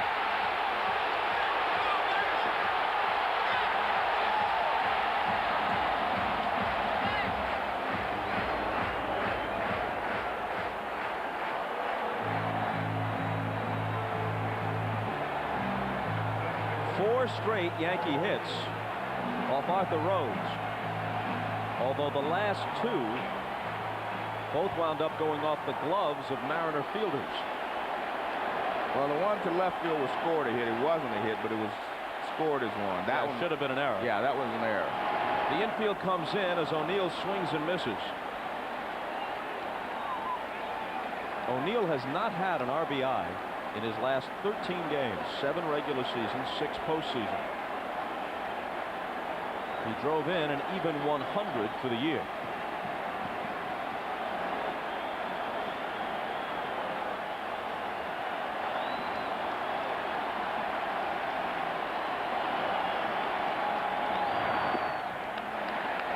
Down and away, 1-1. Well, this bottom of the 8th is shaping up as quite a birthday present for El Duque. He went into it losing 1-0. He's now in front 2-1. The Yankees threatening for more, and Mariano Rivera waiting to bring the hammer down, which could leave Hernandez 7-0 lifetime in the playoffs and World Series. And more important, leave this series even heading to Seattle. In the air to left center. Martin will make the catch. Martinez will tag. He'll head for home. The throw comes into the middle of the diamond, and it's 3-1 New York.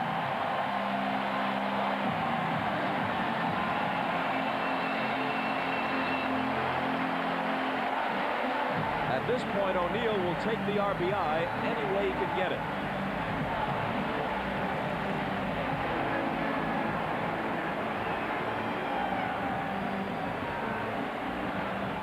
Well, you have to give O'Neill credit. He chased the breaking ball on the first pitch.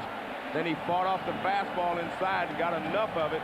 This is a fastball in. He gets enough of it to get a sacrifice fly.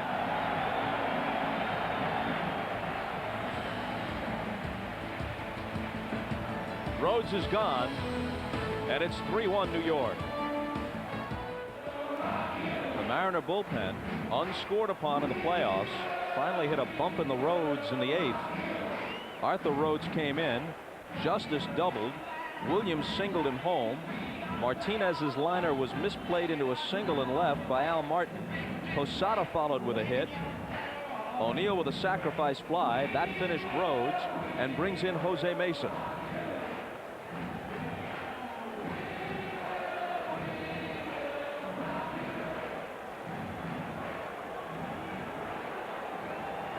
Few players would have suffered more through a drought like that than Paul O'Neill, one of the most intense players in the major leagues. So hard on himself. In this case, gave the Yankees and Mariano Rivera a little bit of breathing room. A 3-1 lead at least when we get around to the 9th. And Mesa throws hard, as all the bullpen relievers do out of the Seattle bullpen. The 1995 Fireman of the Year for a tremendous Cleveland team. He had 46 saves. No longer the closer in Seattle. He had just 1 save this year. Good fastball, good splitter. Called strike 1-1 as we check in with Jimmy Roberts. Paul O'Neill apparently feels that this may have been the hit, or at least the contact that may have lifted him out of the slump. Asked if he thought that would do it for him. He said that the way these guys are throwing tonight, he'll take it.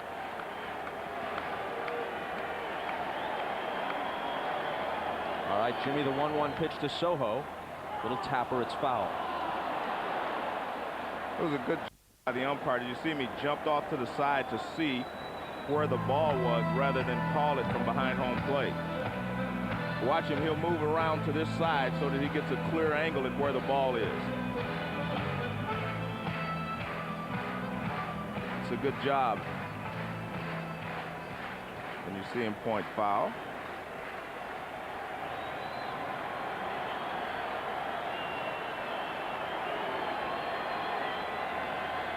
Posada at first.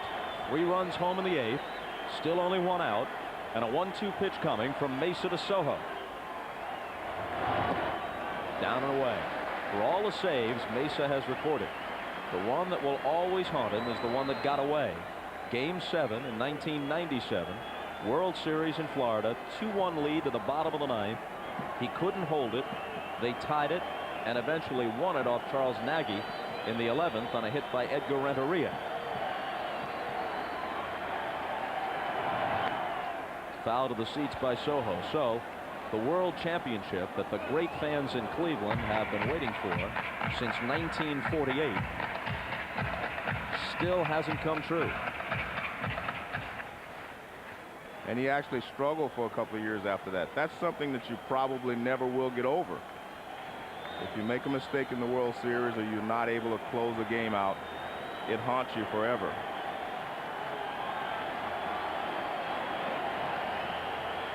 His 2-2 pitch is lined down the right field line, foul. Joe Torre said with Luis Sojo, you never know what you're going to get. He's just a hacker. He swings. You throw a ball almost on the ground, he might hit it. And look at it, he just kind of slashes at this ball. Has a very unorthodox stance and stride, but he just kind of slashes at the baseball. But he does a good job. He puts it in play and he finds some holes. Bailing out all the time. Head seemingly jerking off the ball. With his stride completed half the time, he seems to be swinging flat-footed. But he comes up with some big hits. There goes Posada on the 2-2 pitch, and it's up the middle. Posada to third. And the Yankees make more noise in the 8th. The dam finally burst. And the Yankees pour it on. Well, you see the runner take off. Now, McLemore doesn't cover. Alex Rodriguez is covering, but he still finds a hole on the right side. And the reason they did that because Soho was hitting everything to right field.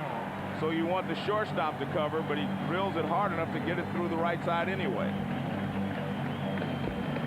And there's a sign from Lou Piniella. He wants him to play halfway.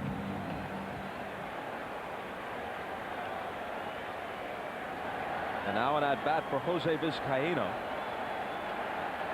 who started the year with the Dodgers. Hit .251. Bluffs a bunt. Posada coming down the line. They've got him. Well, that was a safety squeeze. Yeah, it must have been. That was a safety squeeze. It wasn't, a suicide squeeze. So Posada was just supposed to come down far enough that if he bunted it, he could score.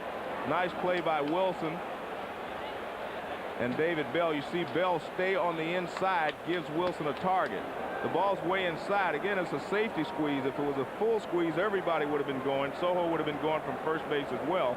So that tells you it was a safety squeeze. So this is Posada's fault, not Vizcaino's. Correct.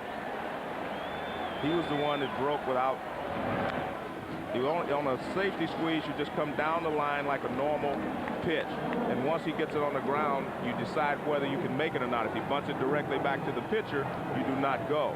So it puts a lot of pressure on the base runner to make the right decision.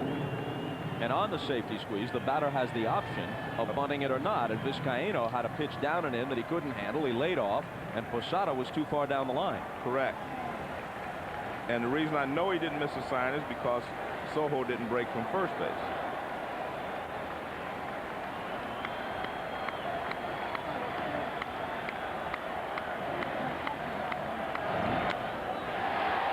In the air to left center field. Here's Cameron chasing after it. Look at this. Vizcaino splits the gap. Racing home is Soho. Vizcaino with a double. The throw to the plate is late.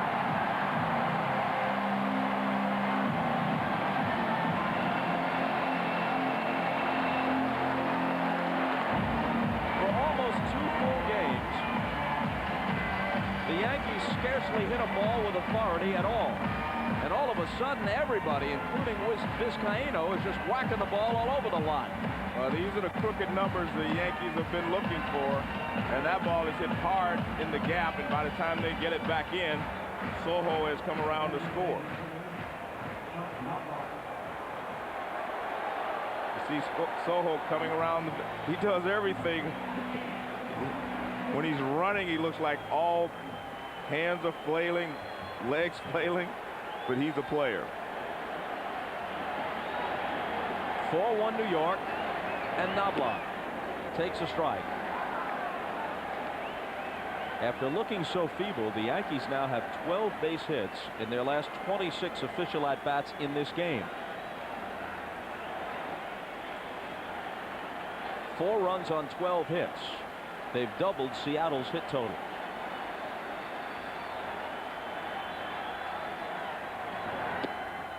If you're Joe Torre, you're probably more cautious about things than a fan would be, and you're not sure that the Yankees are completely out of their slump. Basically, they've had 2 big innings at either end of 3 games. 6 in the first at Oakland, 4 in the 8th here. And in this case, they had a little help defensively from the Mariners. A swing and a miss, and the ball gets away from Wilson. Vizcaíno to third, wide turn, and that's as far as he's going to go. This inning has a little bit of everything, not much of it good for Seattle. This pitch gets away from Wilson. It's a splitter, and he gets crossed up. He reaches to tries to backhand it instead of catching it with an open glove with the palms facing the pitcher. The ball had a lot of movement on it.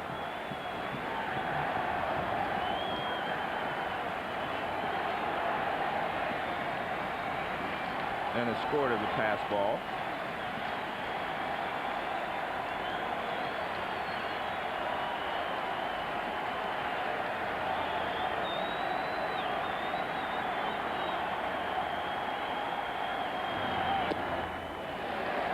Down and away, 2-2.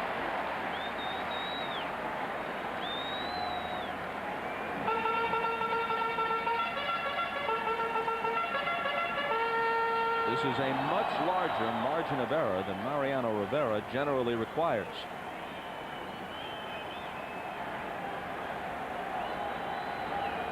Rhodes and Mason knocked around in the New York 8th.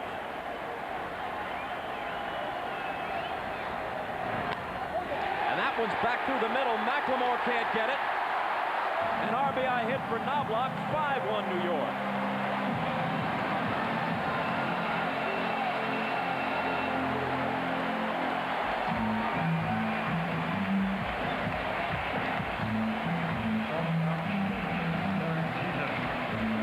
This is a high fastball from Mesa.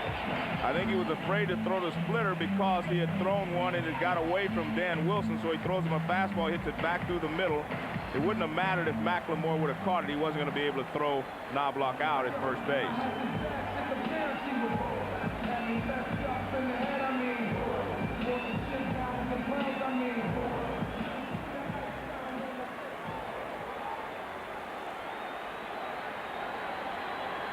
Jeter is the 9th man to bat in the New York 8th. Skies one to deep right.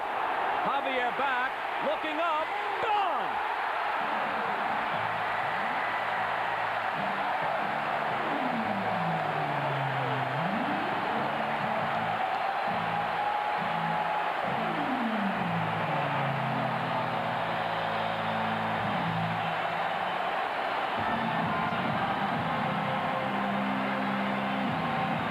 No runs on 6 hits through 7.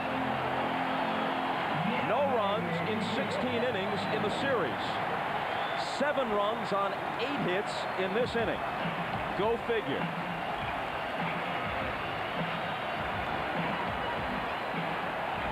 Again, it's the high fastball he gets hurt on. Jeter's late on it, but he gets enough of it, and it's the right field wall is only 314. So this is really a fly ball in a place like Seattle, but we're not playing in Seattle.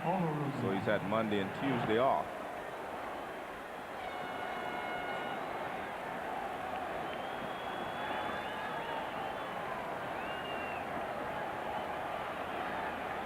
Olerud, Martin, and Bell in the ninth.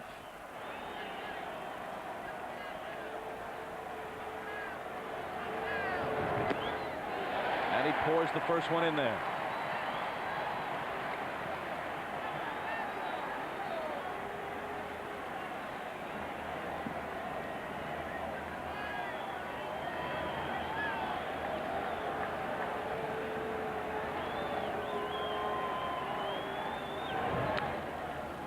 Slice down the left field line. It drops for a hit.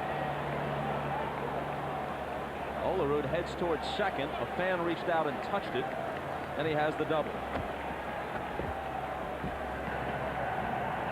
Left fielder, Al Martin. Well, it's a cut fastball. It hits him on the fist, but Olerud's one guy that can fight that pitch off to left field because he stays pretty level on the pitch inside. He's not trying to pull it. And the fan makes a nice catch, even though he leans over onto the field.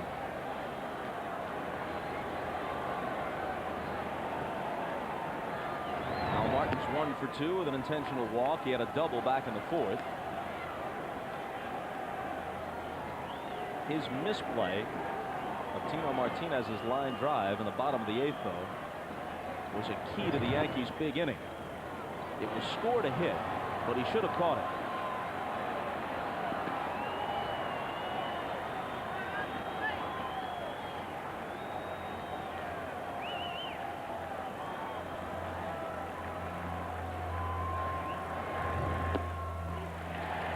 Two and one.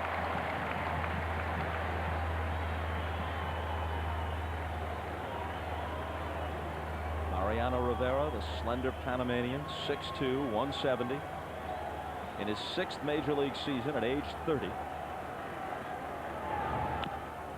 A little topper up the first baseline, foul. Rivera is still among the game's best. He wasn't quite so untouchable this year, though, as he has been in the past few seasons. He went 7-4. His ERA was 2.85. Look what he's done in the postseason. His lifetime ERA in October is 0.35, which is the best ever. Apples and oranges, to compare a reliever perhaps to starters like Koufax and Gibson. But nonetheless, you need 30 innings to qualify for the distinction. He has more than that, and his ERA is microscopic. This year he saved during the regular season 36 of a possible 41, so he blew 5 saves, which gave the opposition a ray of hope. Broken bat roller. Martinez has it. Rivera covers. And Bob, this is interesting because he has 30 2/3 innings of consecutive scoreless innings. And the record, I guess, is Whitey Ford, 33 consecutive scoreless innings in the postseason. The Whitey's was done in the World Series. Right, all in the World Series. It's still called the postseason. We don't agree, but it's still, that's what they call it. They say postseason. So now they have a runner at third, and if Bell puts it in play, they will probably score a run and break that streak. Strike one. Well, until they start calling the World Series the baseball finals, I still say it's the World Series. And I still say it stands for something different. And I agree with you 100%. And the main reason I agree with you, Bob, is because you're facing the World Series, you're facing some team from the other league that you haven't played against all year, and you may not know exactly how to pitch to them or how to hit them. In the ALDS and ALCS, you're facing players that you faced the entire season, so those records should be kept separate. The 0-2 pitch fouled off. Dan Wilson is the next scheduled hitter. Raul Ibanez is in the on-deck circle to bat for him.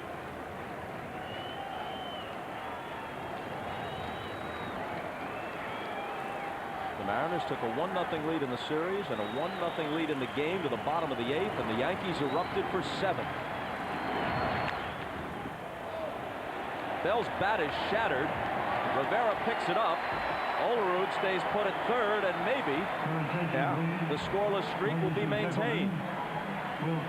And Bob, if you're the Seattle Mariners, you have to regroup and think to yourself, as we see this fastball as shatters Bell's bat.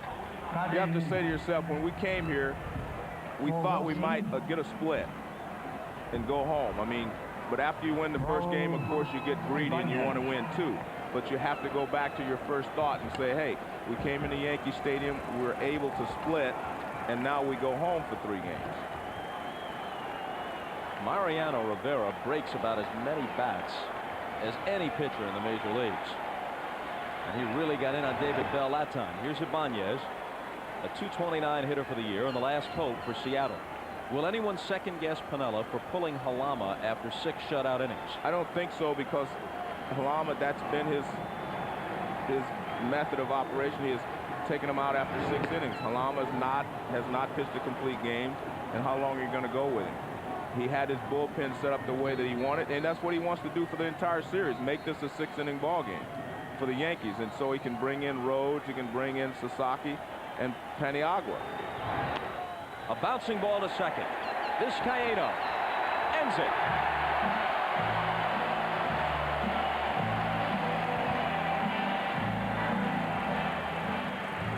A happy birthday for El Duque Orlando Hernandez. He's the winner. No save for Rivera. And most importantly, Torre's Yankees pull even with Piniella's Mariners. And just finishing up the point about Piniella, Paniagua worked the 7th and got them through it with the 1-0 lead intact. It was in the 8th when Rhodes blew up. The Chevy player of the game is Orlando Hernandez.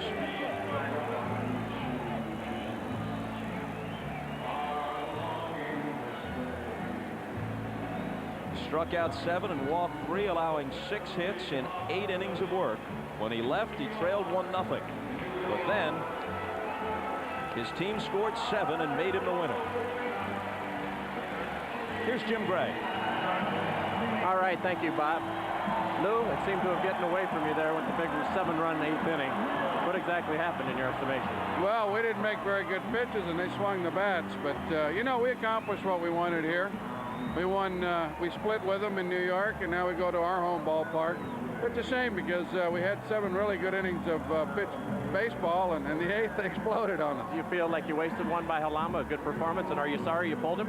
No, not at all. Our plans were all along to pitch him 6 innings and go to our bullpen. He gave us exactly what we wanted. We just didn't hold on to the ball game. But I'll tell you, we're going to have to find a way to score more runs. We've only scored 2 and 1, and we're fortunate that we pitched so well yesterday for the entire 9 innings. We talked about how the momentum can quickly change in a series like this. You know you wanted to split. Is there any sour taste at all after what just happened, though? No, not really. We played a good ball game. It just that, you know, you put up 1 run. It's hard to shut people out 2 days in a row, I can tell you that. But we'll come back at them on Friday. Now you got Seeley coming up against Pettit. Seemingly the place you want to be. Aaron Seeley won 17 games. Pettit won 19. Got it set up the way you want it now? Well, it's a good matchup. Good pitcher on their side, good pitcher on our side, and we got to come out and swing the bats off Pettit, and we got to get a good game from Seeley. But we feel good about coming in here and going home tied in the series, and let's see how we play at home now. All right, Lou, we appreciate you coming over. Thank you for your time. All right, let's send it over to the Victoria side with Jimmy Roberts and the Yankees.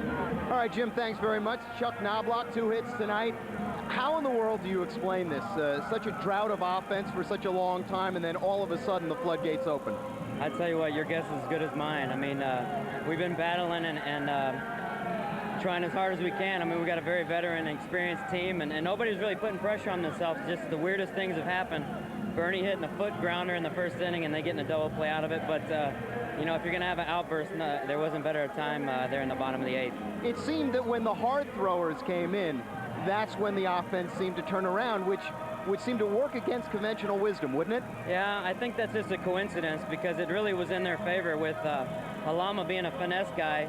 when Paniagua came in and those guys came in, they're throwing extremely hard, and it's even harder after you've seen Halama for 6 or 7 innings. So the advantage was in their favor, and it just happened to work out for us tonight. How does this change the complexion of this series? Instead of going there 0-2, now you apparently get well again, and you've got the man who appears to be your best pitcher down the stretch pitching for you, Andy Pettitte, in Game 3. Yeah, definitely down 2-0 going into Seattle would have been devastating, and right now we're riding a high with the way we scored the runs in the 8th inning, and it'll be a great plane trip, and hopefully a good off day, and as you mentioned, one of our best pitchers going, and you know, hopefully we'll do well. All right, Chuck Knobloch, thanks for stopping by. Bob, let's go back up to you. Jimmy, thanks a lot. Lou Piniella made a lot of sense when he was talking with Jim Gray. He got what he wanted from Halama. He's basically been a 5 or 6 inning pitcher. Joe Torre with his wife Allie and his little daughter. Reason to smile. They're even heading for Seattle. And we're back to the Bronx after this.